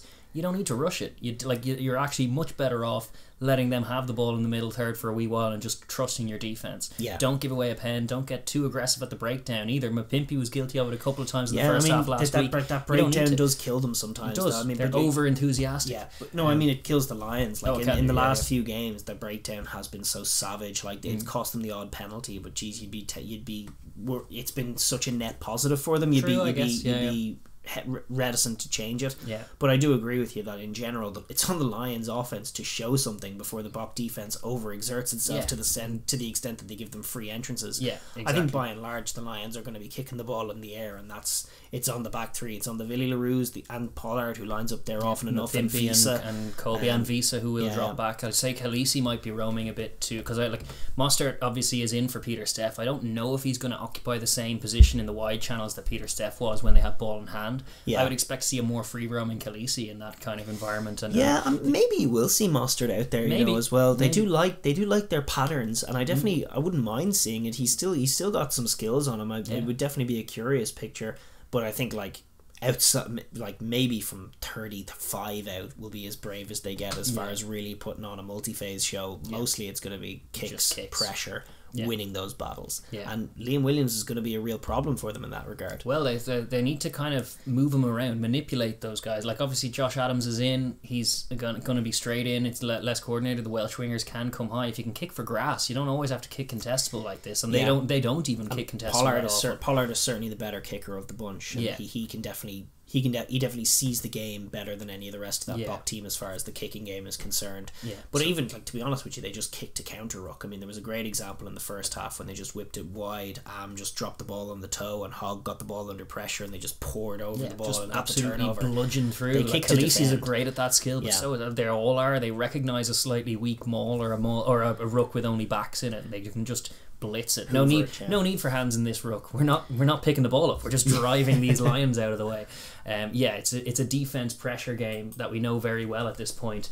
But if they're to paint their picture successfully, they will start edging the scrum. They will start getting their maul going, and then it'll be the second half. If they're to score a try at all, I think it'll be second half when things start to open up that you might see Mapimpi or maybe even Colby this time get on the board. But I think it's likely to be a slower, kind of more physical 3-point based game for large periods of this, and the tight cup final footy, which the Boks are great at. It's true, but they didn't have to play a match after they exerted themselves, the week after they exerted themselves quite as much as last week, and they will have to mind their energy levels. If the Lions are coming at them, winning a few exchanges, getting entrances, Itoji's making plays on them, will the heads drop? Will they get naive and start compounding errors with more and more penalties? Will they have the ability to check themselves and relax and keep that defensive hustle going such that they can keep the score down and weather those moments? Big job for Khaleesi to mind his troops and manage their temperament. Obviously, their concentration and energy, like replicating a performance as good as the second half one from last week. It is a major challenge for this team. It's a major challenge for any rugby team, especially one that relies so heavily on attrition. As impressive the physical specimens that the Boks are, it is a hell of a job for them to replicate that, especially against guys like a Toji, who will now be jilted from last week. The ball's back in the Lions' court. Can the Boks manage the game such that they're at the fever pitch? I mean, it all sounds good on paper. We win them all, we win the scrum, but what happens if you're not winning either? How do you respond? How do you see through their game? If the Lions do manage to string things together and go into a lead, they did that in the first test, and the comeback was very impressive from the Springboks as well. But it's like, are we going to be scoring? We hope to not see that end of game cardio issue that we saw in the South Africa A game and Test 1. They managed to slow it down sufficiently in Test 2 that they were the ones with the second half showing. I don't know if they go 10 points down in a helter-skelter start, how do they manage their way back in? That's a tough question. Ideally, it doesn't come to that. But to be prepared for it is one of the things that they will have to face. You know, like even if not this week, then in the weeks to come against these rugby championship teams as well. How this team come back into it, especially with a bit more weather in them when you're missing your Faf, you're missing Peter Steff, all of these guys. I'm curious to see that. I'm not sure if we will see it this week. In fact, I think it's as you say, it's on the Lions to show something. It's on the Lions offense to show something before the Springbok defence or game plan has to adjust at all, because I think they've kind of had them in their back pocket so far. And from a defensive point of view, if they can just cut out the errors. But that broadly speaking is the Bok picture. You know it well, you love it, you hate it. You gotta respect it. You love it, you hate it, you love to hate it. I don't know. I respect the hell out of it, and I don't mind looking at it either, because I think the way they defend is just so next level. As you were highlighting, like their scramble when some decent Lions passing reaches what you think is the outside, but there are still 3 Bok men there, and it's like, how do you get outside these guys? Maybe Finn Russell is the answer. Who knows? It's very tough, but I think pivoting on then to look at it from the Lions' point of view. I mean, we will touch on their offense, but it's hard to call the offense the headline in this series. This series has thus far been about kicking game and set piece and grunt and playmaking in the tight areas. Collision zone, breakdown, maul. All of this stuff, scrum, line out, and the aerial game. I mean, the picture was painted pretty clearly in that first test. I know they ended up they shipped a decent lead early doors in that first test, but they managed to keep the ball in play time really high. They kicked in field. They limited the Boks to 4 lineouts, and that came first of all from minding their own discipline, not giving them cheap abilities to set up their own lineout mauls from penalty kicks. But more is the point. They kicked in field. They kicked to recover. They caused problems. They they set up scrums for themselves or recovered the ball. They did not give the Boks lineouts, which they really do love to reset from. That was definitely a key strategy that worked really well. They'd be optimistic of the Ali Price, Duhan van der Merwe, like that little box combo. Kick symmetry. Duhan v Colby in the air is just a good matchup for them. Similarly, Williams v Villy LaRue is one they'll fancy too. If they can manage to land a ball on a spot where Villy is and get Liam Williams up after it, they'd fancy their chances of winning that. I expect to see them working similar plays to that in, like, rather than going from the box kick from midfield, I expect them to work some bigger bombs with Liam Williams chasing off them. I mean, Sexton and Johnny Sexton and Rob Kearney in their later career had a really great telepathy for Sexton putting up bombs up for Rob Kearney to chase. Bigger and Liam Williams have something similar going on in Wales, and if Bigger can just land them on a sixpence with Liam Williams chasing them, probably with the momentum coming on, he wins that most of the time. I think so. That is a real key point of entrance for them. I know they've talked about playing a bit more rugby. I think there's ways they can do that, especially off. If they can recover one of those kicks, the next phase, can they be brave? Can they find the seams? And then the other thing is, like we talked about, the scramble D of the Boks. It is about the only inroads they've had is when you can sit them down a little bit, and like I talked about the outside shoulder, Peter Steff, and inside arm, outside of that forward blitzer, be it Mostert or whoever it be, sitting down that sort of Pollard, that kind of area where Pollard is, hard lines. Bundy Aki, perhaps. Like the old school Jamie Roberts line, but harder. Bundy Aki ran a great one in one of the warm-up matches. I think it was the first game they played. He ran this like cutting line. It might have even have been against Japan, but I can't quite remember who it was against. This cutting line where he was nearly running sideways. He was coming from so far out, picking those short lines. those are the kind of lines we need to see him and Henshaw running, just to sit down that defence, get over the gain line, and then recycle the ball quickly. And the other area that they're just getting killed at the moment is their own offensive breakdown. Like nothing works. If they can't, if every third ruck they're getting isolated and turned over, nothing works. This is where guys like, I know Wyn Jones likes to carry, but Tadhg Furlong certainly, Courtney Laws certainly, guys with a bit of heft and a bit of spring, like Tadhg Furlong's the best offensive cleaner they have. Tom Curry has really struggled in a couple, like he's played very well, but there was a couple of those breakdown penalties that the box got that Curry was there and didn't shift his man. They have to come in, they have to be technical but brutal in those offensive breakdowns. Don't let the box in, don't give them a sniff. Support your man, sit them down, clear the ruck quickly, focus really hard. Like a real point of focus has to be, if they want to play any rugby at all, focusing on the offensive breakdown, not letting the box get such easy entrance to their ball. Over them on their ball, which they have done. Certainly towards the end of the last test, they were just dominating that area. And if you can do that, then if you can clear the rucks, sit them down, get a little bit over the gain line, and get the ball out quickly, they'll jump offside. They will. Virtually every time they'll jump offside, and then you'll get a penalty, and then you get to kick to the corner, and then you get to set your picture. Yeah, exactly. No, I would agree with all that as the inroads. That's pretty much what we've seen. We've seen it sometimes work for the Lions in Test 1. We've seen it very much not work for the Lions. But we've seen some of their lack of cohesion get punished. That's kind of it. Like their multi-phase, when they try and up the tempo, it's them who who become disorganised first. Like the box don't, unless, as you say, you manage to just sit them down very quickly and move it quickly, and then they will jump off. That's the recourse, is that you will manage to get that penalty, but beyond that, when they go frantically phase to phase to phase like they did at the end of Test 2, they end up just getting isolated and turned over. That's the net result of all that. They don't really create anything and they get turned over. But sitting them down, catching them offside, entering then, and also the kicking game to gain access and inroads, very, very important. The other area that I think the Lions, obviously we'll talk about, like the offensive maul is so important, the scrum is so important, holding that stuff together. We mentioned it when we were talking about the box, all of those nuts and bolts set piece areas. But there's a tactical element to this as well, where like they painted some or all of that picture in certainly that second test, in the first half of it. But they weren't clinical and they didn't find the try. And I think in every game, including the South Africa A game, they've had a chance. Like the Boks bring such a tremendous amount of energy that their weak point comes about 30 minutes into the first half. From that last 10 minutes before half time, they noticeably lack a bit of energy and they need the tunnel. You can see they need the tunnel. They're trying to slow everything down. They're just kicking. They're like, okay, we've had our game. We want half time now, and then we'll play the second half game. The Lions have had chances to score tries in just about every time they've met the Boks just before half time. They did a great job of it against those club sides. They used to pile on the points. But in these games, what tends to happen is that they hustle a bit, make their way all the way up into the 22, get their entrance, catch the Boks in a penalty situation, and then kick their 3 and take whatever it is, a 3, 6 or 9 point advantage. I don't mind kicking 3s in the early exchanges, especially against a team that starts as fast as the Boks do.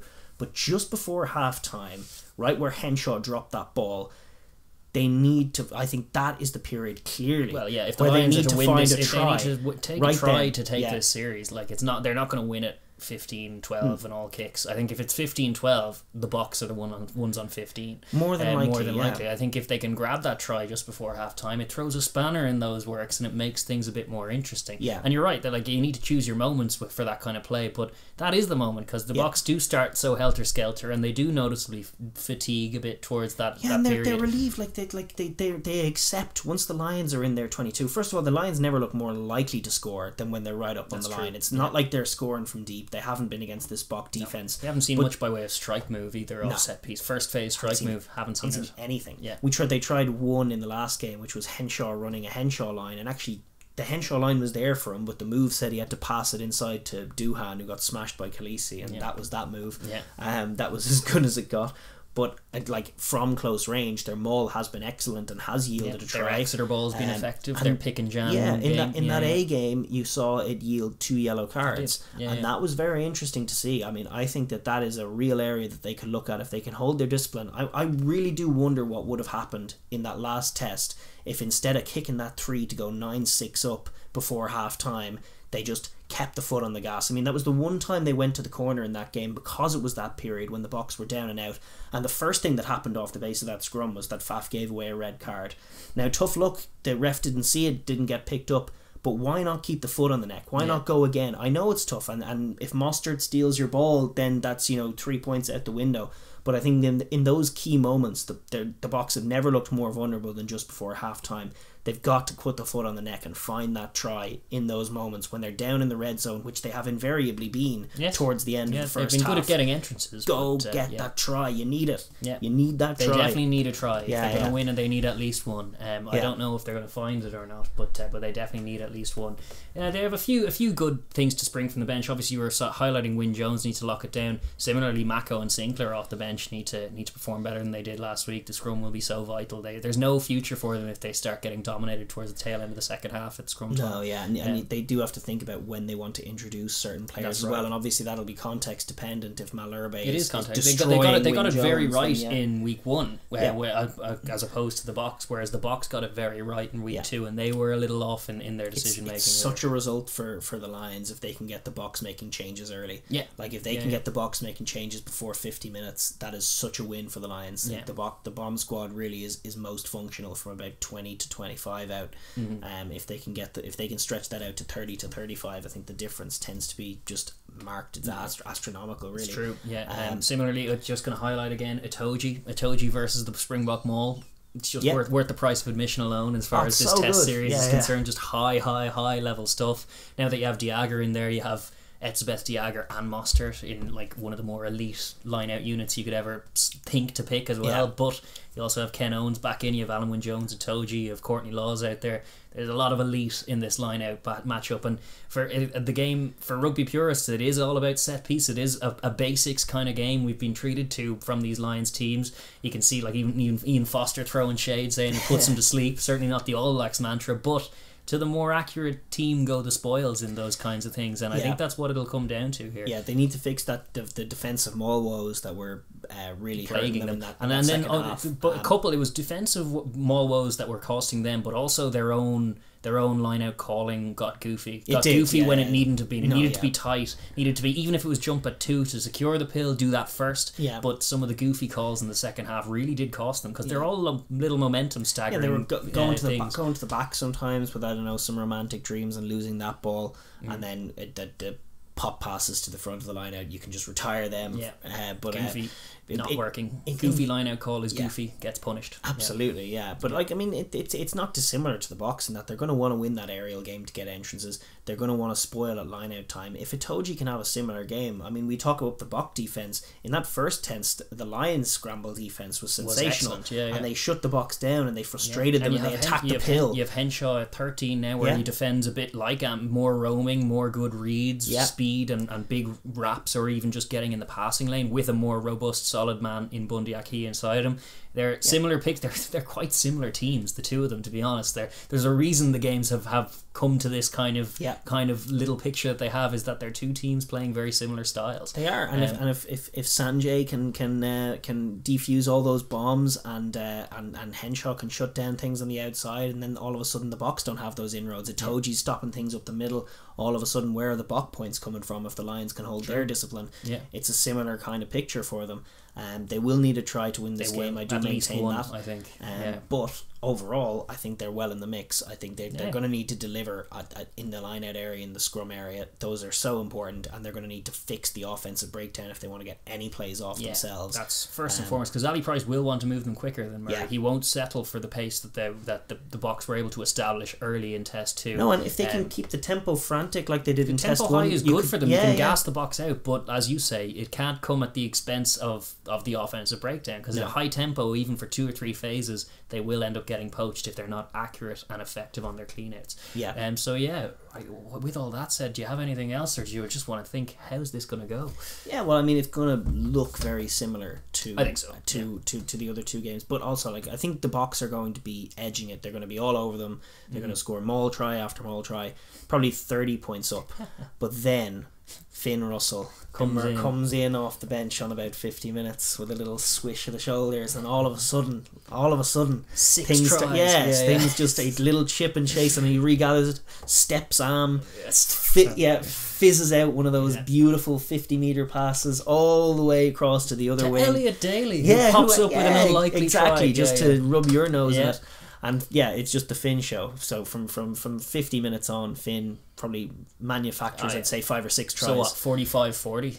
Yeah. I was thinking more 50-40, that kind of range. Like the Boks have the 40-0 lead, but then Finn Russell just changes everything. Yeah, I mean, that's my dream. I do love Finn. That is a dream. I would love. I certainly would prefer to see Ali Price and Finn Russell on the pitch together than Murray and Bigger. If it comes down to that, I don't love that, but I'm curious to see. Not what I expect. It's going to come down to a game breaking moment. I wonder how well Aki can get off against the Boks. I mean, as you say, they're similar teams, and the Boks are more familiar playing Bok rugby.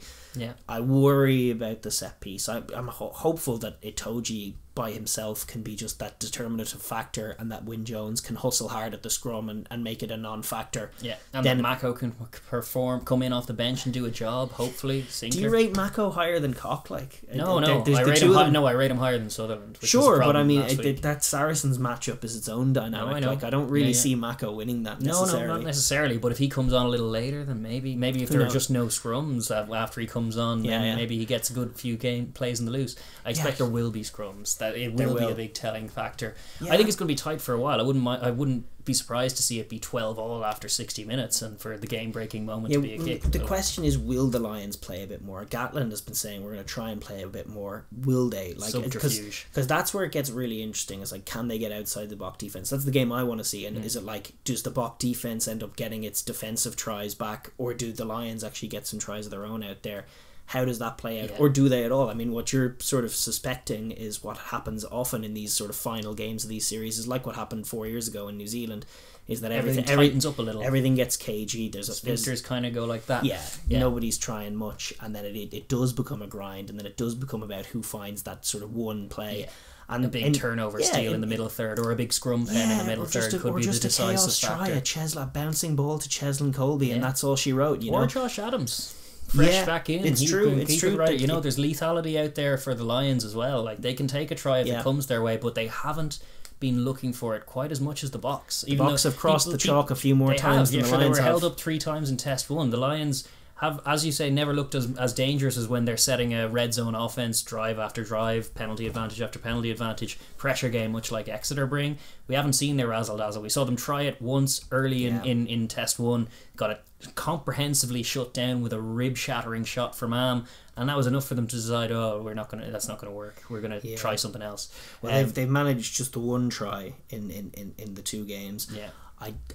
For that reason, I suspect I would put the Boks down more likely to find the try to win the game, which is what it will take between the two of them. But I would add a Liam Williams, Josh Adams, and Finn Russell caveat to that. Yeah, no, there's definitely tries in and this. And Bundy Aki, if he can be the man to sit them down, if he can be find that inside, if he can sit Pollard down and get through him, then maybe sit them down. I suspect that the Boks are going to win it by a score, not more, but just a score this time. I think it's going to be a good tight game. I think the tempo will be similar to what it's been. I don't think it's going to be barbarian stuff we're seeing. Far from it. I think it's going to be tight. I just think, as much as people like to belie the Bok offense and their way of going about it, they look the more dangerous side than this Lions team. I've actually been more disappointed with the approach of the Lions in terms of you look at the acumen of some of these guys, you look at what the Welsh were doing all year in terms of just being lethal, you look at their back 3 just grabbing tries, not being in the game from a forward point of view, having 30% possession and still grabbing a try. The Lions have not approached the series that way. They've been more rudimentary. I would caveat that by saying, my picture of a Bok win involves them having the fast start where they grab a couple of tries, like they often do. Last week was very much an exception to the rule, where this Bok team does like to strike early and hold on. And what I would say is, if the game is tight, it's in that sort of, unless the Boks get absolute dominance at set piece, they are the team that's tired quicker by and large.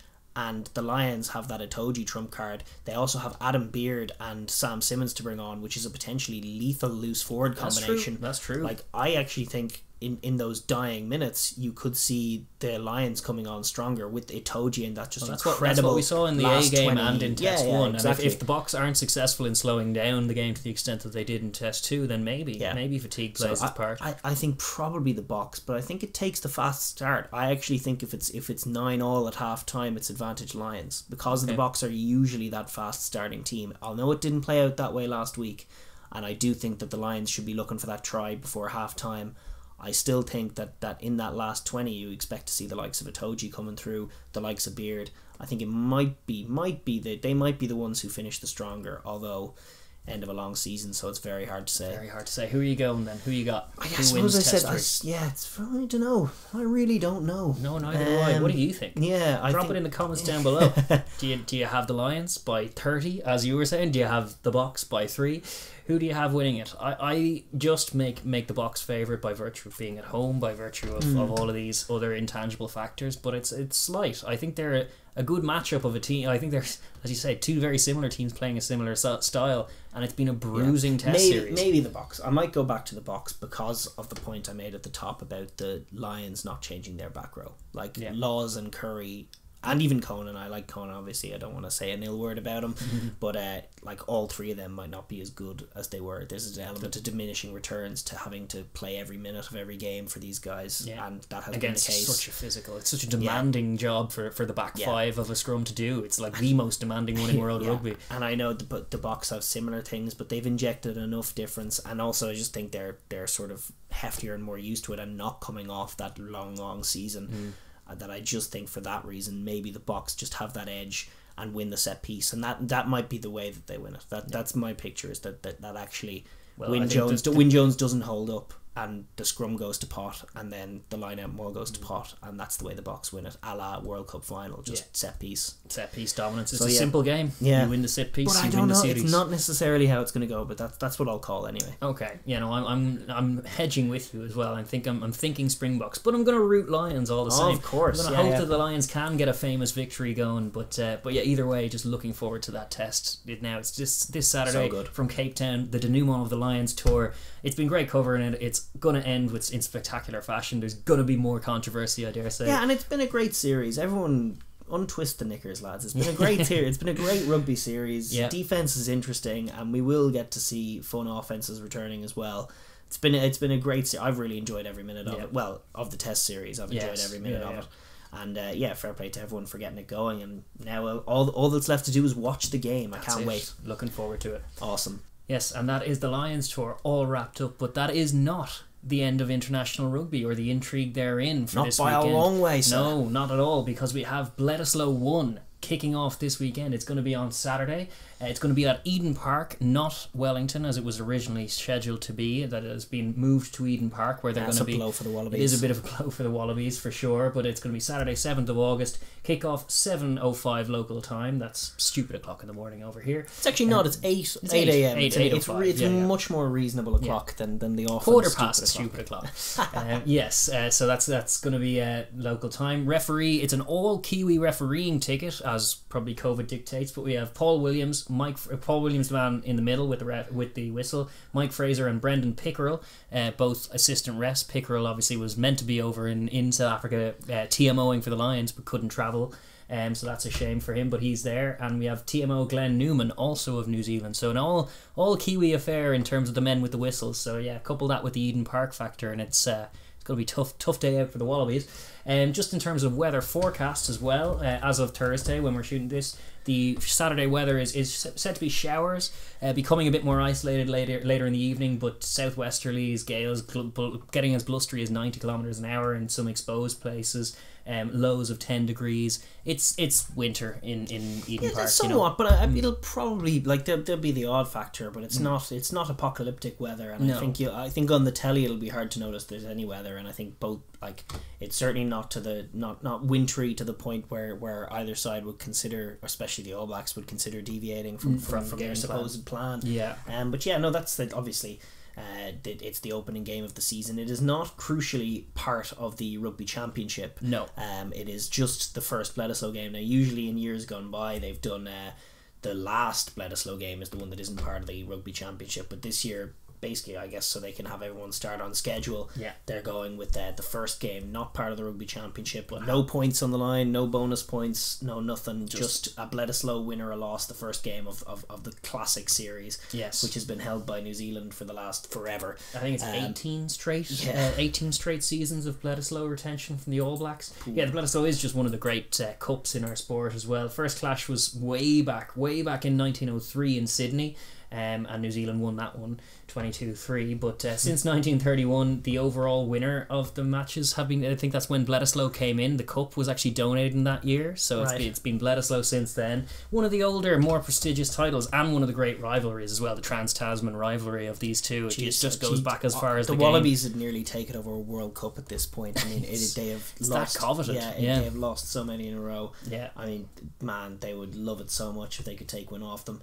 I mean, the winning streak that they're on at the moment in terms of that trophy is just something else. 18 in a row, and I know they're focused on it. They do. I was hearing Rhys Hodge talking about the determination to break that long streak of no Bledisloe Cup back in. It's just retained in New Zealand the whole time. Many's a determined team has fallen by the wayside. It's true. It's true. Of a good All Black side. The longest winning record is 08 to 2010, where the All Blacks won 10 consecutive games in their dominant display. That was mid showing of this, but there's also just, you know, all kinds of daunting recent records. The biggest ever defeat or biggest ever winning margin was recorded last year in the blowout game that the All Blacks did put together. One absolutely emphatic display that absolutely was the best points total that they've ever had. But then the other factor is Eden Park. It wasn't meant to be a factor, but the Eden Park record is even more scary than the Bledisloe record. Like, they've only lost 10 games there ever. They've only ever lost 10 games. Their last loss came in 1994 to France. Their last loss to Australia came in 1985. Like, that's... what? 36 years ago. Yeah, I think it's 48. I just actually... Was there a player on this Wallabies team who was alive when they last won Eden Park? That's a fair question. I don't think so. I don't know the answer to that. No, I'm pretty sure there's not a 37-year-old there. How old is Tamua? Not that old. 31. No, there definitely isn't. It's true. It's actually since the loss to France, actually they've seen off 42 opponents, 42 unbeaten games in Eden Park since then. And to put that in some sort of context, the next highest unbeaten run in international rugby is 22 by England in Twickenham. And that was between 99 and 03. Australia at Ballymore, which was Brisbane before it was Suncorp. Brisbane has always been their spiritual home, but from 1990 to 2000 they had I think they had 17 undefeated or games unbeaten, and same actually France had 17 also in the Parc des Princes from 82 to 89, but 42 is just crazy. And there were two draws in that, but the rest, one draw to the Springboks to start that run off, and one draw to the Lions, which was a few years back in 2017. Beyond that, they are just untouchable in Eden Park. So you put all that Bledisloe juju in with that Eden Park juju, and you mix it all together, and you think, oh no. You do. If you're a Wallaby. you do somewhat. I mean, it's the beginning of a tone setter. It's a tone setter as well for the Rugby Championship and the season ahead. The Wallabies, obviously, they're determined to sort of get something. They're building a nice momentum. They've won that series just gone. They have a lot of positive energy, actually, from their rugby team for the first time in a while. They've managed to cultivate definitely a more positive attitude and a very decent team as well. But from the All Blacks' point of view, what they're trying to do is rediscover that top form of who they are. They have only been themselves in patches really since that 2017 tour that we talked about. Like, they prior to that, they were from about, I would say, 2012 through to 2016. Just imperious team, the greatest team of all time to play the game. And they still have bucket loads of talent, and Super Rugby Aotearoa is still the highest level club competition that exists in the world by far.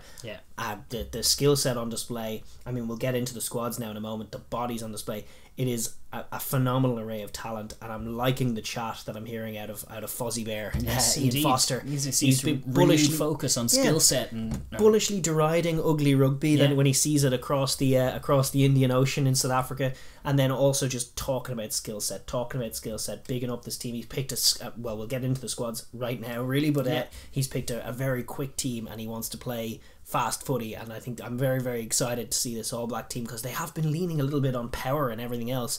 Now I think they're going to be about speed and All Black play. Skills. It would be nice to see, because the story of Bledisloe last year was obviously it was a tit for tat. There was a draw, there was an Aussie win, but when it came down to it in terms of the settling of the sides, it was the tight five of the All Blacks was too much for them really by the end. That was it. It was decided in the tight exchanges, and we were seeing an All Black side that were mighty but not quite themselves in terms of rhythm of offense, and hopefully with the chat you're hearing from the coaching staff and the evidence on the pitch, like Havili at 12 is a revelation. Suddenly they're a lot more penetrative through the midfield, and like there's a lot of optimism from this All Black point of view, and the optimism from an Wallaby point of view is slightly dampened. And like, we love watching them. That series win against France was huge for them, I think. It's great, yeah. And like, even going back last year, the win and the draw against the All Blacks in Bledisloe was not to be sniffed at. Like, a lot of really good positive stuff.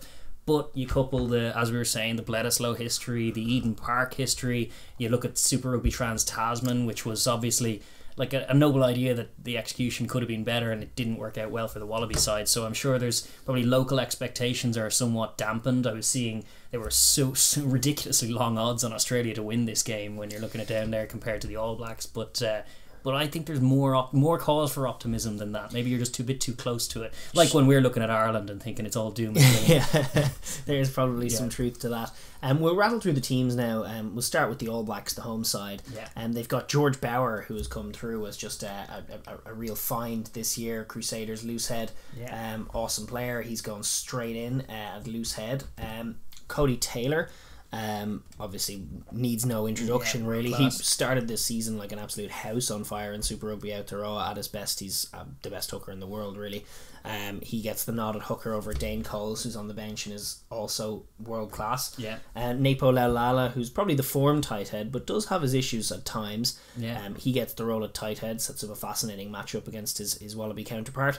Retallick and Whitelock, that is the linchpin of this side. What they hope classic. I mean, it is the Rolls Royce combination, the relic from that great World Cup winning side of 2015. They'll be looking to those guys in the maul, in the scrum, as well as in the loose, but mainly in those tight areas to just strip any notions the Wallabies have of getting on top in the tight. In the back row, there's definitely some fresh and interesting ideas in there, and some new bodies that I definitely love. I like this combination: Akiri Ioane and Dalton Papali'i, all blues in the flank, and then Ardi Sevilla gets a run at 8. It's dynamic. It is quick. It's all about the quality of ball carrying and offload. All of those guys are good footballers in quite the All Black mould. Like, if it's on, they'll give the pass. Very exciting loose forward trio. Aaron Smith makes his 100th cap at scrum today. Half. What a legend that guy is. Keep picking him, because he's an ageless wonder, and he's just the best scrum half in the world. Not only is he the best scrum half in the world, but if you're an All Black team trying to play All Black rugby, he is the best job. He's the best man for that job. Super passer of a ball, and so quick and accurate. It's just, he's a delight to watch, and has been for his whole career, and he's actually just got better as he's gone on as well. He's been a joy to watch. Another thing I envy of, like, obviously Aaron Smith would be the envy of all teams, but just the mould of halfback that exists in Kiwi rugby is just so much closer to right than what we have going on. Like, we've been kind of sucking the Conor Murray Kool-Aid up in this neck of the woods, and you're like, but our halfbacks aren't quick anymore. They need to be quick. And is their passing good? I don't know. You hear a lot of people going like, oh, you can't pick him at halfback. His tackling's not good. It's like, what are you talking about? What's his passing game like? Is it like Aaron Smith's? Is it even close to Aaron Smith? That's the reason why he's the best scrum half in the world, is because he has a passing game that is better than any other, and that more than any other reason is why he's been so great for so long. The rest of the team, Richie Mo'unga gets the shout at 10 for this match. I mean, I imagine they'll rotate. They have all kinds of options, but Richie Mo'unga, who has been in stellar form himself, gets to renew his partnership. It's an interesting one for Mo'unga, because he's been so good for the Crusaders, so insanely good, and yet in an All Black jersey, he's probably yet to reach the top heights, and he possibly makes one or two mistakes, but at his best, a phenomenon to watch. And I actually think this is probably the season where he really does grow and step into that role for the All Blacks, and that's just very exciting. David Havili, as you cited, been a revelation in the 12 shirt. First proper hit out for him as far as a non-mismatch. It's a tier 1 side, it's their rivals. It's the Bledisloe. It's a proper test for a new 12. Properly exciting. Leonard Brown gets the nod at 13, with Rico actually shifted back onto the wing. Severis is on the other wing for a pacey couple of wingers, and Damien McKenzie at fullback completes just an awesome backline. I mean, the potential in that backline is something fierce. Any number of tries can be scored any number of ways. Indeed, and they got 3 Barretts, just the 3 Barretts on the bench, including... It's a try Barrett. Scott, Geordie, very fine players. Bowden Barrett on his day. In fact, not on his day, just probably the best player in the world. He's a super at 22 player. Again. Oh, what a man. That was what they were up to in 2015 as well, springing him off the bench unfairly to punish those fatigued Wallabies in the final. you know. Absolutely. And Dane Coles, as we mentioned, Tui Nukuafe and Angus Tavo covering prop. Luke Jacobson covering the back row, who's been in very fine form this season in outer row as well for the Chiefs, and Brad Weber at halfback. No TJ thus far. TJ, actually, he was one of a few. There were 5 that were released to play NPC, I think, actually, by Ian Foster. Tupou Vai, Hoskins Tutu, Braden Enor, Asafa Aumua and TJ were all released earlier in the week to go and play some provincial footy.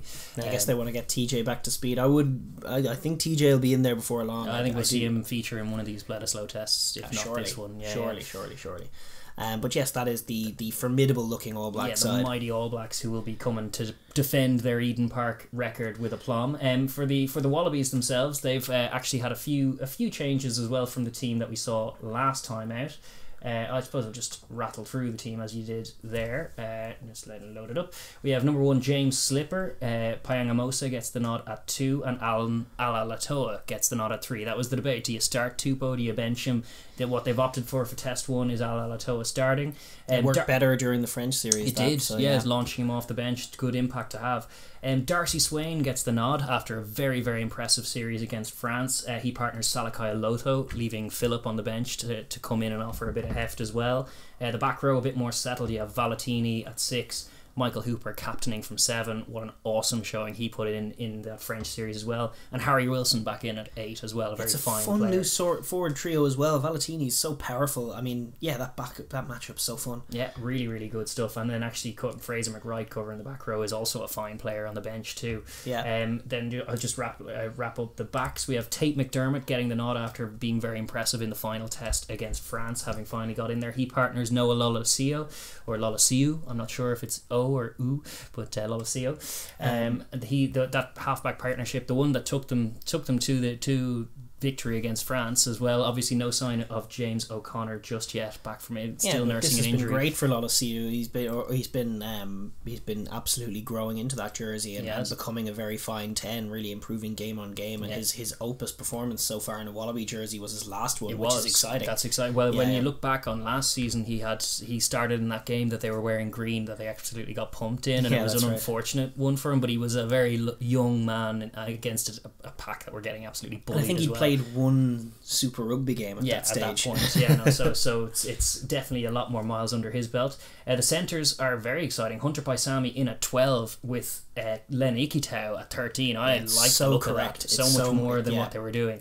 And then also Kellaway getting his nod on the wing after his impressive season, and then Jordan Pataya, the exciting Jordan Pataya, back on the pitch at 14 on the wing this time, and Tom Banks, the stalwart, in at fullback, makes up quite an exciting backline for this Wallaby side. Truly, yeah. Just in terms of the bench, you have Jordan Uelese covering the hooker. You have Angus Bell, who's been very impressive this season, young man at loosehead. Taniela Tupou, the real heft, the big impact they'll be looking for from the bench comes from Taniela Tupou at 18. Even Matt Phillip next up and Fraser McWright will offer something as well. Matt Phillip's so good, he's really good. Really excellent player to have on the bench, and they'll need him because they got Scott Barrett and all those Barretts coming after them, bunch of Barretts, bewildering barrage of Barretts coming in. So they'll have to be ready to deal with that. Jake Gordon drops to the bench covering scrum half, a bit more seniority. That's really a form choice because Tate McDermott was showing more form in that French series. Yeah, absolutely. Matt Tamua still in there at 22, much to your chagrin. It is, and Reece Hodge covering at 23. No sign of Quade Cooper. There were all kinds of rumours. He is in the squad, but I would have had him over Tamua. Yeah, maybe. But he hasn't played any test footy in a million years. Even so. Chuck him in against the All Blacks. It would be better than chucking Tamua in. But anyway, that is a worry of mine when he comes on. Hopefully he can put something together, but he had a rough series against the French, and that comes off a rough last really forever in that Wallaby jersey. But he's on the bench and not starting, which is definitely probably a positive from the Wallabies point of view.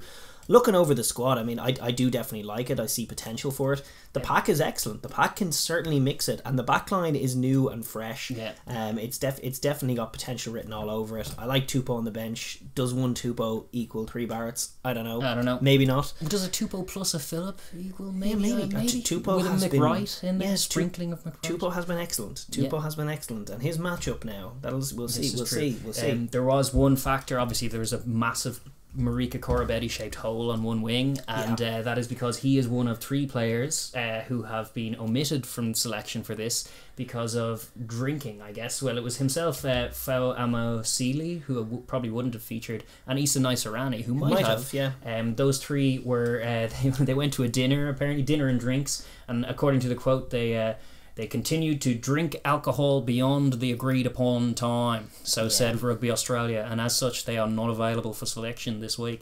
It's a bit dry of them, really, but it's not so dry. They were wet. No, not dry of the lads. It's a bit dry of Rugby Australia to be all like that about it, you know. It's a bit, you know. They're trying to mind their P's and Q's. Korobett's their best, well, apart from Tupou, he's their best player. Korobetti is a huge loss. Even I was rewatching the highlights of the 4 test series that we got, or the 4 games that we got in Bledisloe last year, and he was seminal in all of them. Like, he had serious plays in all of them. In the series gone by, like, he's just everywhere. He's just a bundle of class energy. So good on the ball. I mean, when you consider, like, this Wallaby team is good, but when you consider they sometimes do themselves harm by being so strict on these things. But anyway, I guess it makes sense. I mean, they were saying it was a minor enough transgression, but they're just sort of, putting the foot down. They want to be stern about it, and they have been, and it means that he's not available. I mean, there is a backdrop of a growing, pulsing potential COVID crisis going on in Australia, where they're trying to basically lock down and prevent cases from happening. So, and that's affecting all of this. That's the reason it's in Eden Park over this, is to kind of some issues. Obviously, they stopped their free travel, trans-Tasman free travel. That's kind of ceased, so that threw some of the scheduling up in the air first. And then there's obviously South Africa coming. That's a big worry if you're an Australian kind of border control place. So that is the backdrop to it. It's kind of not dissimilar to when those barbarians were chastised, our own Ferg McFadden included, for going out on the tear the week of the Barbarian game, even though it's COVID going on, and it's like, you shouldn't do that. Probably shouldn't do that, no. So understandable, but Korobetti in particular, huge loss now out of this one. We're just going to move on from the squads, having looked through them there, and just look at the game from the point of view of the 2 sides. We're going to start, of course, as we always do, with the hosts. The hosts in this case being the Eden Park greats, the All Blacks. Yes. I mean, we in the July series, I saw enough. I mean, I've harked on this point a lot, as you guys will know, that in the off season, Ian Foster bigged up this idea of 2 areas to improve on after last season, where they were clunky on offense and they tried to win games by being physical, as they have been doing for too long, and they got caught out by England. They were unable to deal with England in a way that the team from 2015 probably would have been able to deal with England with their movement of the ball and their just relentless offense. This team became more about the tight 5, and when the going got tough, that's where they went. They had a more impressive tight 5 perhaps than in seasons gone by, but not as impressive as other teams. That was it. Like, what they were the best in the world at by miles was just the creative, the transition play, and just catch pass, basic attacking rugby and support lines. And so if you start playing the physical game, then maybe you're 4th in the world at that. Like, England's a better pack, and South Africa's a better pack. Ireland might be a better pack at that game. Like, somewhat, and there's definitely a whole lot of truth to that. So what Fozzie Bear has been talking about has been all about, there were 2 areas in the off season: skills and discipline, and skills and discipline, and skills and discipline. And the side that he picked reflects that. I mean, this is a side that is not necessarily built to physically dominate. I mean, they do have Whitelock and Retallick in there. Those guys are very important. Physically dominate. For sure, but the loose forward trio, and then just that swashbuckling backline, Ioane and Reese on the wings, Damien McKenzie getting into the starting team at fullback, on form, world-class operator, loves to access the wide channels, loves to attack. This is a team that wants to play fast, frenzied, all black, offloading footy. We saw the French manage to get like some really good tries against a Wallaby defence that can be caught out. They exploited them on the short side. They exploited them off first phase, caught them in bad defensive shapes, and they got some tries going when they got their offloading game going, when they broke the game up. The All Blacks would be licking their lips looking at some of those highlights, going, we can get to the edge here, get our offload game going, and find lots of tries, because we have skills that no one has. They'll also back their ability, if they're 3 or 2 points up in the final play of the game, they'll back their ability to kick the ball off the pitch. They know how to do it. They know the drill.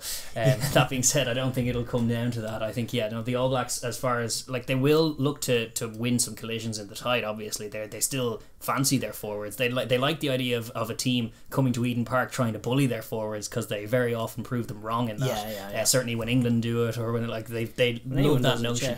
The Wallabies have been making some of that chat. I know James Slipper and Al Nalatoa were talking about dominating their scrum. That's the kind of stuff that they can pin to a notice board in their dressing room and just be going, you know, like that. Literally, that I think it was. No, it wasn't Graham Henry. Who was it before? It was Hansen who was saying, going like, "Oh, they reckon they're going to come here and dominate, isn't it?"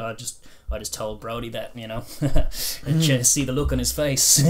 Like, he doesn't mind mixing it in the trenches. They will look to get some go forward early on, but as you say, it's a team built for speed. Aaron Smith on his 100th test, just feeding the wider men, wide fizzing passes to probe around the extremities where, certainly off first phase, they have looked vulnerable. There was that try that France scored in the opening test that was just a simple, like off a scrum that was retreating, they managed to get to their 10 inside ball straight through. And it's like Banks was on the far wing, Gordon shot up pressed up from 9 looking after the ball, and there's just no one in behind. They were only on their 22, and it's like, how? In moments they've been a bit defensively disjointed, and the French exploited that quite well. I mean, in moments the Wallabies have been good on D, but I think the All Blacks, it is about keeping the tempo frenzied. It is about probing all kinds of extremities. I'd love to see. I'm very curious to see the Havili-Leonard-Brown combination develop.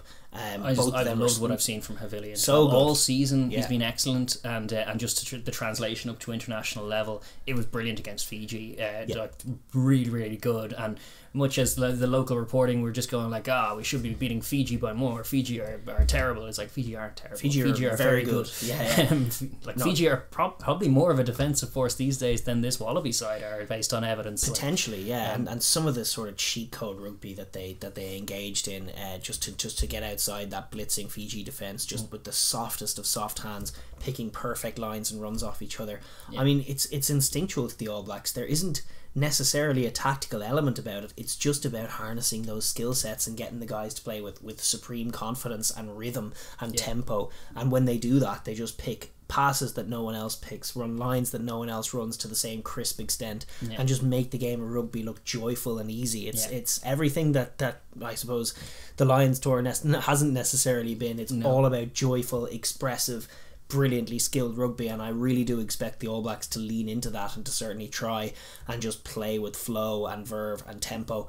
See, using Havili to just open things up on the inside, he has beautiful soft hands, and he can find the right man to pick the right line, the loose forwards likewise, and then just getting Mackenzie to the edge. Once you get that Wallaby defence sitting just a little narrow, getting Mackenzie to the edge just ends the show. That whole back row unit will sit them down if they run hard and just occupy Hooper in the tackle, and then suddenly there's more space. Like, Hooper was pretty much doing everything for them, and for large periods of that French test he was kind of the guy they were going to. Truly, so they can occupy him with a guy as big a handful as Artie Sevilla is. Just send him down his channel. Be sleeping on a Kirioani either. He's in fine form. Dalton Papali'i can carry for days as well. Like, they're all vicious carriers going forward. Slight caveat to attach to their forward optimism is that, like, the scrum is typically neutral enough. Someone needs to watch Tupou. Tupou's going to come in, and I think according to it's going to be Tui Nukuafe who's going to be up against him. I don't think that goes well for the moustache most of the time. No, I think that moustache is going to be hitting the turf and popping up and moving backwards most of the time. Prospect. I mean, so locking down that set piece, or just being accurate enough to deny them the set pieces. If you score the try without dropping the ball, then there's no scrum. Where a year ago or 2 years ago, heading into the World Cup, the All Blacks might well have fancied making a game about the scrums and the tight five. I don't think they want this game to be about that. I think they want this game to be about their offense versus the Wallabies defense, moving the ball from the middle of the field. It's a matchup they feel confident they can win. Sure, even last year when they were a little bit clunkier, it was the Caleb Clark show, and he was bursting out onto the scene. Like, could it be the Rico show this time around? Could it be Sever Reese lighting it up? DMAC back in the picture. I think it could be the DMAC show. I think that's what the picture in there is. Off the bench after 60 minutes when they're a little tired. Yeah, I mean, that too will be fun. But from the off, I expect them to move with a frenetic tempo. I think the role of Whitelock and Retallick is important. I think their heft in the engine room is going to be very important in terms of locking down the scrum. Their maul stuff as well, because Swain will fancy getting a maul going. He's a Brumby and he's good at it, and they're effective. The Wallabies are kind of about set piece at the moment. They're like, certainly in that French series, when the going got tough, it was the forwards who dug them out more than the backs. They haven't quite got the rhythm going. They were down to 14 men, and they just grounded it out by holding the ball and being effective in the tight and good at the set piece. So that's the role of Retallick and Whitelock here, is just to nullify that from the Wallabies. The Wallabies are going to be coming at them, trying to be the more physical team, trying to be the forward-oriented team, which is kind of almost a new look for the Wallabies. It is. It's a new look for Bledisloe. It's a new look for Bledisloe, is right, but that's having those two world-class operators in there as just physical. And Scott Barrett to come in at like serious, arguably more heft even than Retallick these days. Scott Barrett, he's very strong. He's almost like a Springbok lock out there. He's going to be sprung from the bench. So that it is optimistic that you're looking at this All Black side thinking how much rather than. Potentially, there's exactly. I think the All Blacks certainly will be extremely confident about their ability to sort of nullify, just do enough with the weight in the engine room and the defensive nous of those guys in the line out maul, just to take away the set piece off the Australians, not allow them to get that go forward. In their panic, in the panic that ensues, capitalise, because that's like the story when they pulled away last year and they secured Bledisloe last year. It was actually, they were like, both of the games they won were one-score games at half time. It was the third quarter they came out and just punished a few loose kicks or a few loose little things from the Wallabies that just got try, done. And that is very All Black. Even in a year where they weren't quite themselves, that instinct is still there, and they are still probably the more savvy team. They're certainly, just as far as the age profile, they're probably the more senior team as well. Like, this is quite a young Wallabies outfit. There is naivety there. If you can deny them a few of their ins, like the set piece, like the maul, then suddenly they might get a little looser. They might try a few things that aren't on, and then transition is really where the All Blacks are. That's better than anyone else in the world. That's been the killer fixture. I mean, you say it's a new look for it, but the picture could be familiar. Is that the Wallabies, that familiar picture from the Bledisloe of the last 5, 6, 7 years has been, the Wallabies really trying, nearly getting to an edge, and then just the ball coming loose, and then like that, up the other end, they isolate it, they're caught, they are a little naive, and the All Blacks are just ruthlessly exploiting the space. Finding the space off turnover is so key. The All Blacks, it is about speed, it is about All Blacks, it is about rediscovering that skillful identity and trusting themselves to be the best rugby team in the world, because from their point of view they have the best squad in the world, and looking at it on paper, it's extremely hard to argue. It is tough to argue. From the visitors' point of view, though, because there are inroads, we're going to just look at the Wallabies' chances. It starts with just, can they impose themselves? Can they be that team that are more physical? Can they knock them off rhythm in the collision zone early on before there's even a set piece? Can they get guys like Swain on the front foot, Valentini on the front foot? Just moving forward in the collision zone will be a huge inroad on either side of it. They've got some class players in this in this forward pack in particular. They have some really excellent players. They are physical. Valentini is a really strong carrier. If that loose forward trio can win its matchup, then that's where you start to see the inroads. If they're going forward in the contact, if they're moving the ball around the corner. I also think they're primed to be a little sharper than they had been with McDermott at 9. I think there was a noticeable betterment of their clinicality with McDermott at 9. I mean, they have been a team about probing and not quite scoring.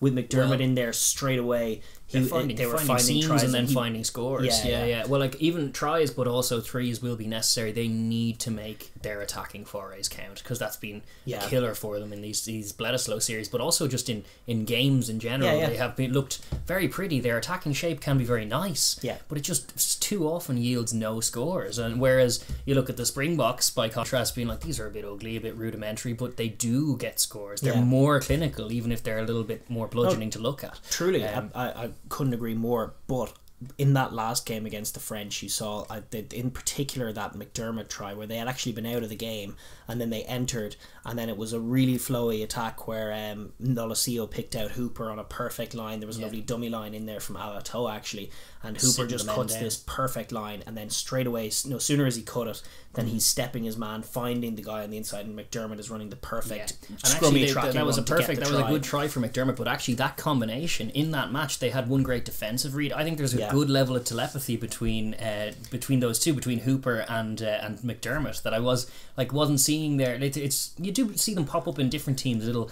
combos that are kind of just in sync with each other, and they seem to be one of them. They were like making good reads off one another, Hooper running good lines to support him, and vice versa. So I think that's definitely, if they can get those collisions going forward, I think there's scope for those two to pick around those fringes, because that is where's the gap against a typical All Black defense. It's normally around the ruck. Their halfbacks tend to bounce out very quickly. That's why you see Conor Murray have such success with pick and jam. He's a physical unit, and they only really leave one pillar there, and he sometimes goes walkabout. The scrum half's already gone, and you have a quick guy like McDermott and a guy in great form like Captain Hooper. That's a scene to attack. And as much as they've been frustrating in not being clinical, that McDermott try was a nugget that they're getting there, and I have felt that they're not too far away. I mean, there's so much talent out there. I'm excited to see Ikitau and Paisami try and work as a combination. That's going to be tough on the defensive side. Sure, but Pataya on the wing as well is quite exciting. He's kind of a centre by trade a lot of the time, but he can play both positions. Great distributing force as well. Like for a winger, he's got great hands. There's lots of scope for them to get off it. They love an inside ball. They can catch the All Blacks around the ruck that way as well. Lolasio's getting more sharp. I think there's plenty of opportunities for inroads and interplay in there, and they definitely could get some plays off against this All Black defence. Like, that's really the hope, is that the All Blacks go back to their roots, and as such they're a little defensively soft, and that's how they get their inroads. Obviously the forward pack is going to be huge. Darcy Swain and Salakaya Loto with Philip to come on against Ritalik, Whitelock with Barrett to come on. Similarly, that's a huge matchup. has to go well with the darts early on, because Uwalezi, they don't want to have to bring him on early. They would rather see Payangamosa go well, and sometimes the darts can be dodgy, and Ritalik will compete, and Whitelock will get his paws in there. It's also important. It's also important that they get on top physically. I also think actually the defensive breakdown is an area where the All Blacks actually can be quite vulnerable, because the All Blacks are always running the romantic line. They're always wanting to get the next offload away to the next man to find the try. And when you can tackle them, I should say, and stop them at source, there's a jackal there. There tends to be a jackal even there. If the first man there is a scrum half, he'll likely be unopposed. And Hooper got some huge ones against the French right when they were stretched. And the French are not dissimilar in terms of the way they were playing. Like some of the offloading, the KBA, the ruck avoidance strategy, not dissimilar from what the All Blacks will be presenting, I feel. So it's good preparation, but even in that, there was examples of them getting of France getting on top of them in that, and they'll have to learn from that and kind of be more accurate, because it's a tougher test. And they can't get too narrow either, because the All Blacks will eat that alive. They'll have Mackenzie running that outside arc, trying to get outside the 13 channel, and once he's there, it's over. You know, you can forget about it. They can score it any which way. Have the wheels to deal with. No, exactly. So they need to keep their width, and it's a very, very tough task. Chopping,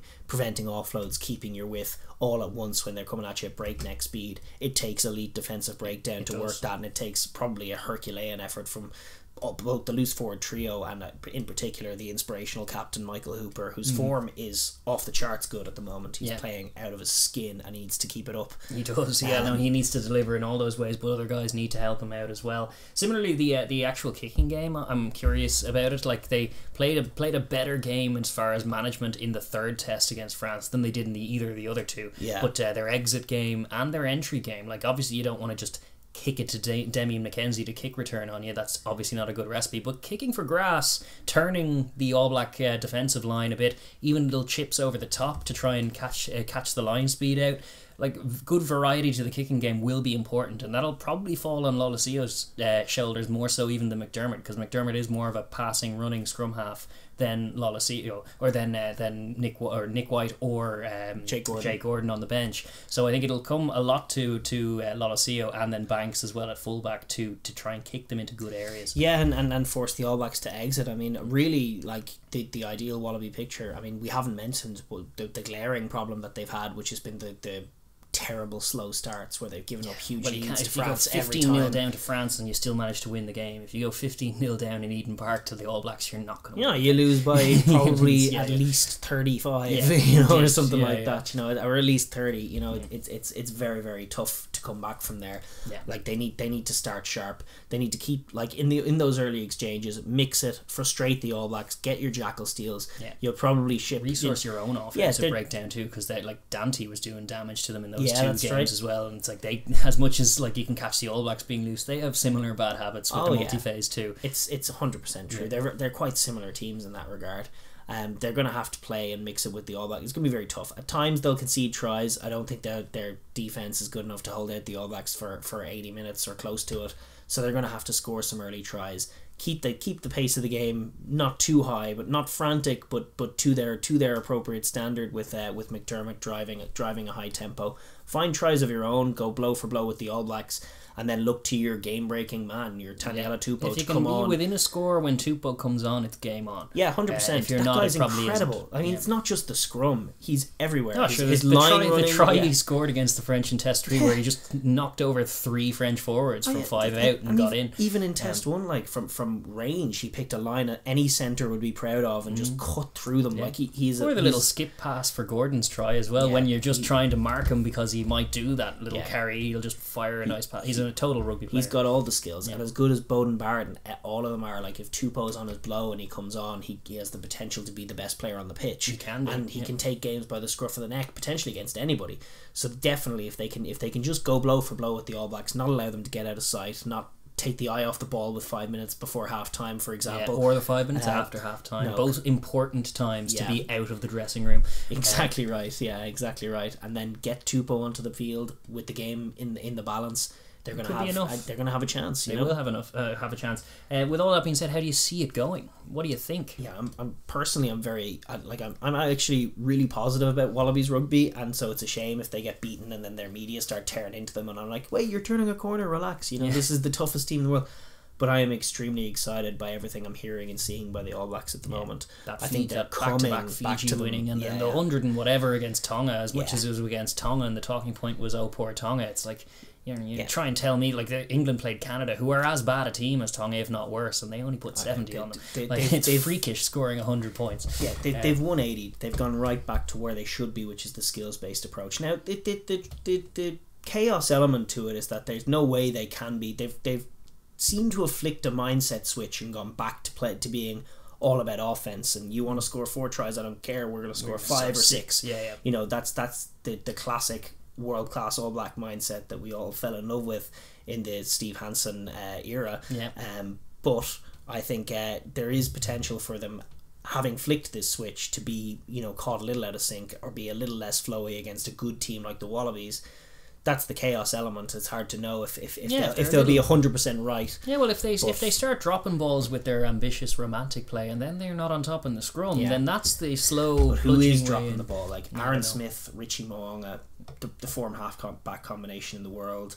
Havili's been out of this world, and that back three is just so lethal, so lightning. And Damien McKenzie's one of my favourite players in the world as well. Beauden Barrett to come on, it might be just TMQ. It might be too much quality potentially. I'm definitely seeing an All Black win here, but I'm gonna hedge and say it's a. Yeah, I'm going to say 12-point win, which is on the low side of these Bledisloe things, but I'm going to say a 2-score win, relatively comfortable, but I think the Wallabies will mix it for at least 60 minutes before getting caught cold. Yeah, something like 20-all at half time. That's what you want to see. I would love to see that. No, I think the All Blacks will be edging it throughout, but I think it'll be a closer game and all that. Mainly because I think the Wallabies have more quality than they had in years gone by. Like, I don't like, as much as Loto and Phillip were beaten up by that bludgeoning forward pack last year, I think both of them have improved, a year better, and they have Swain now. So I think they're better in all the areas that they were struggling in last year. And last year they were already better than they had been the year before. So yeah, I'm hoping that is reflected on the scoreboard and we have a tight one for quite a while. But I do think the All Blacks at Eden Park will win, which is not really pushing the boat out far to say that. I mean, the Wallabies might be bringing on Taniela Tupou, but the All Blacks bring on Beauden Barrett, and he can negate all of that good Tupou play with his own world class hustle on the other end of the scale from tight head to fullback. So yeah, my personal view is an All Black win. Probably by about 20. You're taking the over. I'm taking the over on your 12, but that's not to say it won't be a close game. They'll just find the killer tries and the killer moments to pad the score. They have an ability to pad the score like few other teams. You can be in it until the 70th minute and still lose by 20 points. 100%, So that's my call. But listen, it's just going to be a really, really fun game. Really looking forward to it. That's Saturday morning, our time anyway. Saturday evening, obviously, for you boys in across the Tasman. Yes. Across the other side of the world from us. Literally the farthest side of the world. You couldn't get further away before you start coming back again, but we'll still try and watch it. That's right, and it'll serve as a good curtain raiser for the Lions on what promises to be a really, really fun Test Rugby Saturday. That's exactly right. Looking forward to this one. Listen, we're going to move on though. We have to park the Test Rugby at some point. I guess we could go on all day, but I guess it's not good for you or us that we do that. No, indeed. So we're also basically going to do some housekeeping before we finish the show, really. But the Olympic sevens finished up last week. It did, or was it even this week? It was on the weekend. It was on Saturday. I think that it was all wrapped up and completely signed, sealed, delivered. Obviously, we had mentioned the men's one, which went Fiji's way. Fiji and who won the other? Who got the other medals in that? It was New Zealand and Argentina. Argentina, that's right. Yeah, but in the women's, it was New Zealand, who got first place. Got their first gold. And France got second. Fair play to France. And Fiji managed to get third. The Fijiana getting their first women's medal in the Olympics. I'm delighted for they're it. such a good team as well. Like Awesome. They were very, very close. They were probably the second best team. They were. Well, just judging how the bronze medal match went, where Britain's it was Team GB finished fourth in both, which is a bit unlucky for them. But just in terms of being unlucky, like it was 21-12 that Fiji bronze medal match. And both of those the 12 points on the GB side were dubious, like refereeing decisions allowing them to get in for a few scores that they hadn't really earned, and conversely Fiji were just awesome, dominating. I think Nkosi was her name, the absolute star, superstar on the defense. I'd never seen such defensive reading in the sevens, in the game of women's sevens. To see someone just like drift and non-commit and then hit so many good 3-on-1s, 4-on-1s, not enough to deal with Nkosi. He's like an awesome defender, just an awesome player. Their best grabbed player. Great tries as well at the other end. They were stellar, the Fijiana, and just came up short against New Zealand. And listen, New Zealand got a couple of lucky calls in there as well. I mean, it was very, very tight, but I think on balance probably just the better team, but by the slimmest of margins. And the same way in the men's, it was Fiji deserved winners over New Zealand. It's flipped in the women's, but it's still 2 medals for each. 2 medals for Fiji and 2 medals for New Zealand. I'd expect more to come in the Olympics to come in this sevens thing. I think Fiji and New Zealand might be flexing their muscles in years to come. But I'm delighted for France, who managed to see off GB in the semi-final and make it a good run all the way to the final. It was too much for them, New Zealand. They didn't seem to have it, although shout out to Druan, who was playing 10 here. She'd just come off the Women's Six Nations playing 10 in the 15s. She grabbed a try in the final. She just looks an awesome player. I think she's only 20 years old. And she was scrumming down for that French team as well. But they were definitely well worth their place as well, although I would probably, if I was to rank them, I'd flip them. The semi-final was the real final, and Fijiana, if the draw was kinder to them, would have got the silver medal. That's true. Your Australians, who you were fancying, who didn't happen for them. Didn't quite happen for them. They got 5th. They beat the US in the 5th-6th place final, 17-7. And then actually just a bit of housekeeping, China got 7th with 22-10 win over Russia. And in 9th, 10th, you had Canada beating Kenya, so Canada getting 9th. And then all the way back in the 11th, 12th place, Brazil beat Japan 21-12. Unfortunate for the Japanese girls, last place. Indeed, not a fun one. No fun. But sure, listen, it was a great competition. Both competitions were great. It captured my imagination at the Olympics. It was absolutely great to watch, to be honest. And it was getting a few great little moments as well. As far as women's, the Fijiana getting their first women's medal, that I just want to make a highlight of that. Like, it's not always been the most progressive place in the Pelican, like in terms of the Pacific Islands, in terms of women's sport in general. Sometimes the equality isn't there, so I think that could be a watershed moment. I know Fiji are a bit further along than some of the others as well, but them getting an Olympic medal is a potential watershed moment, so that's I'm huge delighted and for them. Fantastic for the nation as well. Now they've gotten, they hadn't any Olympic medals to speak of before rugby came in, and now they've 3. Before Rio 4 years ago they'd had none, and now there's 3 in 4 years. That's absolutely awesome. And then another shout out just for Ruby Tui of the Black Ferns for the best interview of Tokyo 2020 so far. I don't know if you saw it, but her interview with BBC went viral in rugby circles. It was absolutely just great energy throughout. Actually went beyond rugby circles. Just started with BBC, better be clear, right? Just a lovely cheeky grin on her, and then a load, like, outpouring of respect, which is what you associate with Kiwi rugby anyway. But she was just on a high, fresh from the pitch, going like, mad respect to Russia. I think the scoreline doesn't reflect how tough it was, and my GPS blowing up. Great energy and respect, which is kind of what you want to see from a rugby advertisement point of view. The vibe was excellent. From all involved, it was definitely great to see, and really fun competition, and really enjoyed the Olympic Sevens. It's a great old event, as I did in Rio as well. It didn't go well for our Irish Chargers, but it's still just great to see rugby on the spectacle that is the Olympics, and on the map. Absolutely. A sport that sevens is certainly a sport that's getting lots and lots of eyeballs. Once we can park sort of the pandemic restrictions, which have set it back a bit, it will go from strength to strength again. It's a shame. It is like the World Series of Sevens is just one of the great sporting things that, like, globe trotting around the world in Tokyo one week, in Hong Kong the next, just literally hopping around the globe playing rugby in these fantastic exotic locations.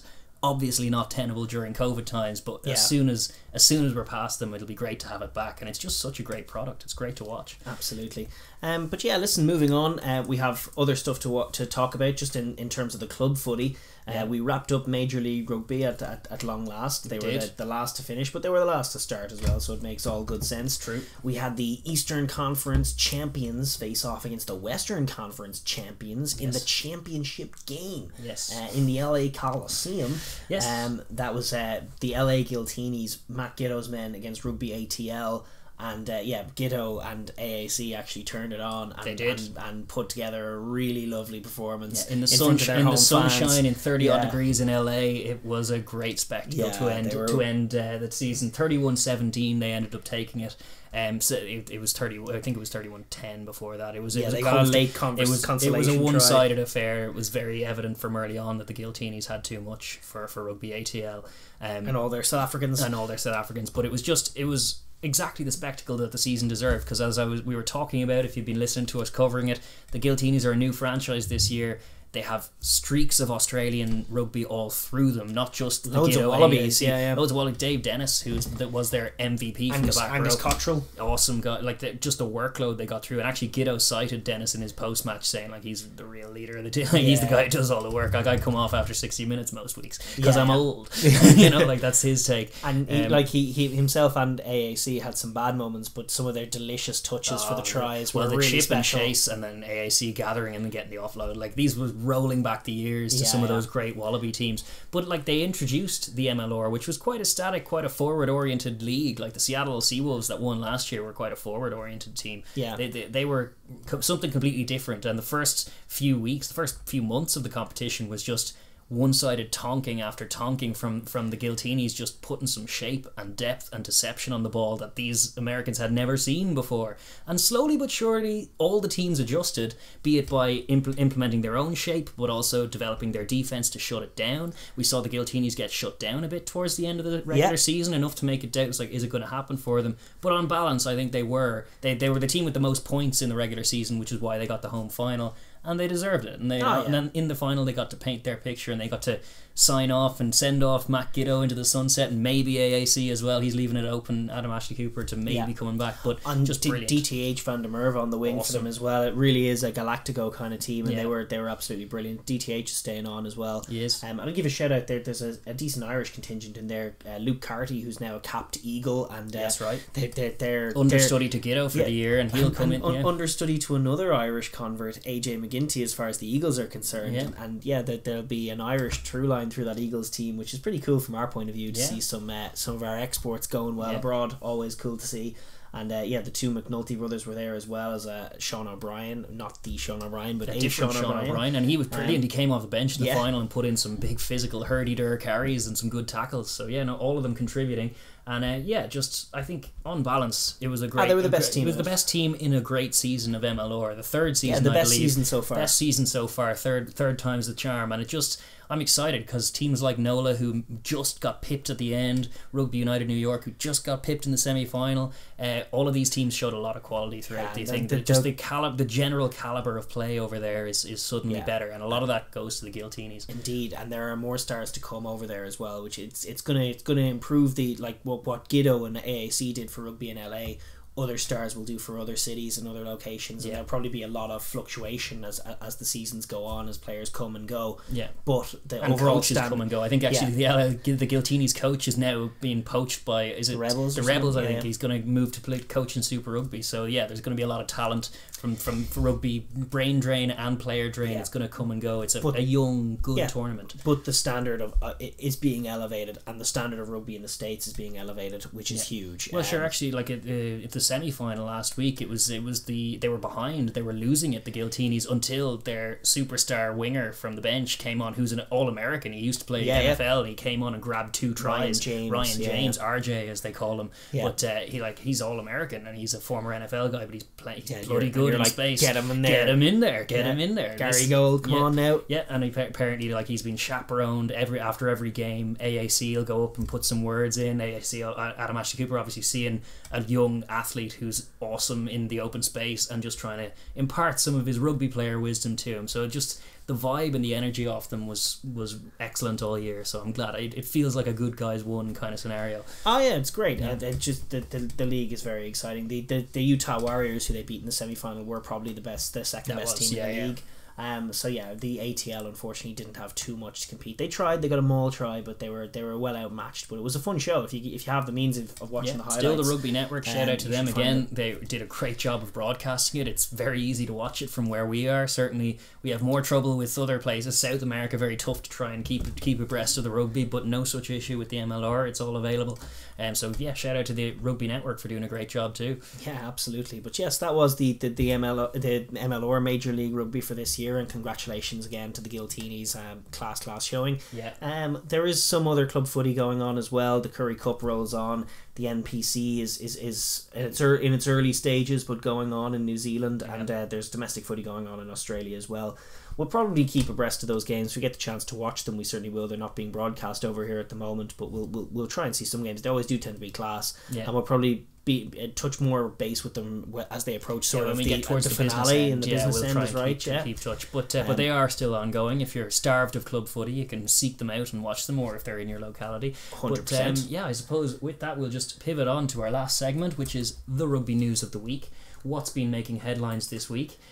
Just the first one we had was actually the Jamie Cudmore being fired from Rugby Canada. He had a role with Canada Rugby, but he during one of their games in the sevens, he was tweeting a string of inappropriate tweets, just disparaging Canada and cheering for. I think it was China. This has to do with so basically the story is that Cudmore is good mates with this lad John Tate, who was head coach of the Canadian women's sevens team.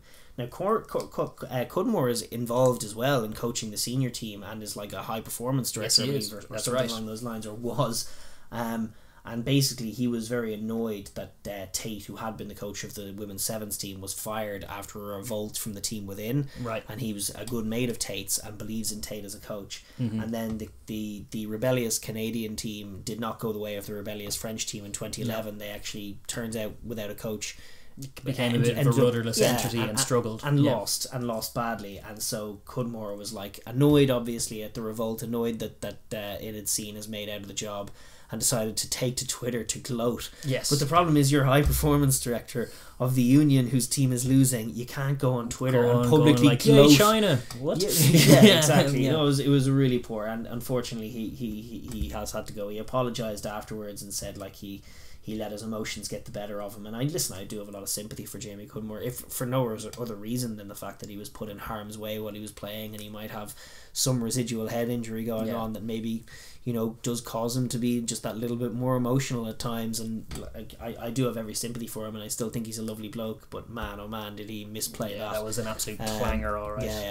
So it sees him out. He's always been like even in his playing career, he's had some red mist descend, do some silly things, but that one was professionally damaging and certainly silly. There's also the news just that the All Blacks 100th test against the Springboks, which is the game I think I've been referencing, is really looking forward to this year, could end up being played anywhere, but it could be moved to Australia, is the news this week. That is still very much up in the air. It is. There's a bit of a break after this I think 3-week period where the All Blacks are going to play out Bledisloe entirely. The Boks are going to play Argentina twice. Then they're going to take a break for a few weeks to a month. Is it 3 or 4 weeks? I think it's a few weeks anyway. But all the other in their little link, Sanzar did release a statement confirming these. But actually, all of the subsequent fixtures, the second half of the Rugby Championship, is still TBC. Yeah, still just up in the air. So we don't quite know where these games are going to be played in the context of COVID. I mean, New Zealand and Australia are two of the strictest countries in the world as far as it comes to border control. Australia right now, love hosting a good event. They do. We'll get you in. You do your quarantine, and we'll just have the whole event here. They do, and hopefully that can be arrived at as an agreement, because obviously there is the Delta concerns in South Africa, but sure, listen, there's Delta concerns everywhere. True. Hopefully they can find a way to play those games as safely and as well as they can. There was just another story from Australia that was a little less positive. It's true. That was what I'm trying to go for. The Australian Sevens team, who you were bigging up, actually, the women's seven as well, but also the lads, but not just them, other Aussie Olympians as well, were called out publicly for one thing, leaving their rooms in Olympic Village in an absolute state, including like holes in the wall and stuff all over the place, and just a mess. And then also separately, but also related, was on the flight home they were causing a big old drunken mess of it. They were all apparently completely locked and causing a scene not dissimilar to that scene from Wolf of Wall Street where they're all just up there causing all kinds of madness on the flight. I don't know what happened, but you can't be doing that to the poor Japanese. No, the Japanese they're not programmed for it. Sure, even some of the Irish fans we know who were over for the World Cup were finding that their particular brand of boisterous tomfoolery was like just being greeted with blank quizzical looks from the Japanese, who were just not into that at all. No, they prefer to be sort of neat and respectful, and that probably wasn't the best look for the Aussie Sevens team, but like, listen, it's mountains and molehills to some extent. They shouldn't have done it. They shouldn't have done it, but it's also like, it's a bunch of Aussie athletes who just won a bunch of medals. I know their swimmers won a bunch of medals, so they're probably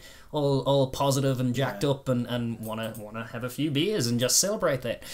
What's wrong with that? Well, it's, you can't trash the rooms. True enough. Yeah, it's just some other actual news relating to the Wallabies. The Wallabies' future as well is actually Brumbies head coach Dan McKellar leaving the Brumbies at the end of the 2022 season, at the end of this season. He's just going to leave his post as Brumbies coach, and there's rumours circulating that he's being kind of groomed for taking over from Rennie ultimately. Yeah, well, I don't think he needs to take over from Rennie. Rennie is only building a project, but he would be a welcome voice in that Wallaby dressing room for sure, and in that Wallaby coaching ticket. I think he's done a fantastic job with the Brumbies, and it would be a shame for Australian rugby to lose him. But that's an intriguing one, and we'll definitely watch this space. But for the time being, he still has a season to play with the Brumbies. Yeah, and he's done a very good job with them. There's no arguing that. And the last bit of news then we have today is just that Eddie Jones is off again. He's been annoying the English media to some extent. And the RFU, I think they were releasing a statement going like, you can't keep coaching other teams. Yeah, well, he's going off anyway. He's working in Italy with Benetton at the moment, and then he's heading off to Georgia later this month just to lend his hand at a bit of coaching. Yeah. I love this. I love Eddie Jones. He's such a maverick. He goes off and he just can't stay still. He goes off and does his own stuff. And I love Arsenal later on in the year as well. Yeah. He just loves coaching. Exactly. Yeah, but I like the fact that he's going to Georgia. He's going to try and get stuff going over there. I think they could use his brain, and I'm definitely on his side as it comes to that kind of stuff. The RFU were kind of poo-pooing it a little in their classic kind of fastidious and fuddy-duddy kind of way. Well, Eddie Jones's answer to that, as he said when he was in Japan, was, I'm a coach, listen, I've got to practice coaching. If you're golfing, you play golf, you got to practice.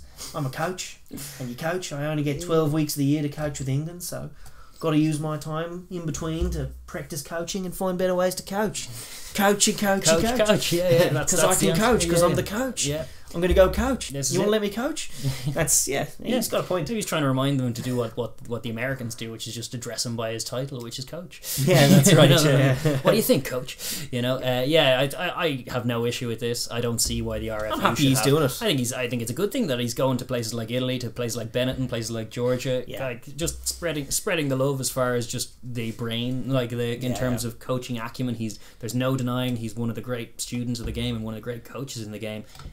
The advice he gives, even if he only flies in for a weekend and just observes a few training sessions, it'll mean the world to the guys in Georgia or the guys even in Benetton. Yeah, absolutely. Like Graham Henry does a bit of that consultancy work as well. He popped up in Canada, I think. He's popped up everywhere. Popped up in Leinster for a while. Yeah, that's right. He's done all sorts. But no, absolutely, I have no issue with this, and I definitely think Eddie Jones, he's going to see out this World Cup cycle with England, but I think he might be getting a bit restless. Itchy feet. I think there's part of him might be scouring for his next project. Maybe after England. Yeah. Who knows where he'll go then? Maybe Georgia. Maybe that's what he's doing. He's sowing the seeds of I did Japan. Now I'm gonna get Georgia. Eddie Jones took over Georgia. Oh my god, I'd love that so much. But sure, listen. Anyway, that's all the news we have, and that's all the show we have. The main story, obviously, the Lions tour. Bledisloe, 2 class games coming up this weekend. You don't want to miss them, but you also don't want to miss us when we show our ugly faces again.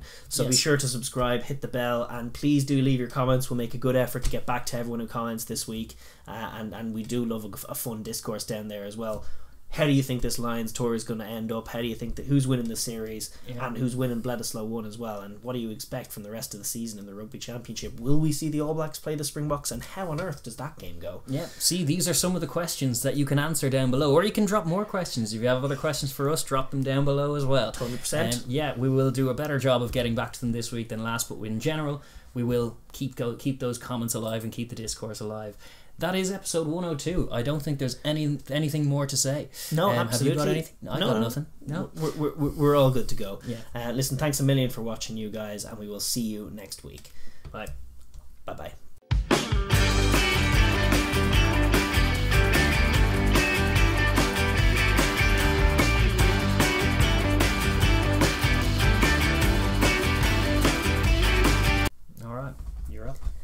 You know, it's such a killer throwing with the left hand, and I am left-handed, but just throwing with the left hand is I'm right. left-handed. I throw with the right as well. I throw with the right. Yeah. Here we go. So bad. That wasn't easy. That was actually one of my worst ones ever. Low again. Same as last week. When was the last time we hit it? I think 100. I hit it with this. Don't throw that again. Jeez.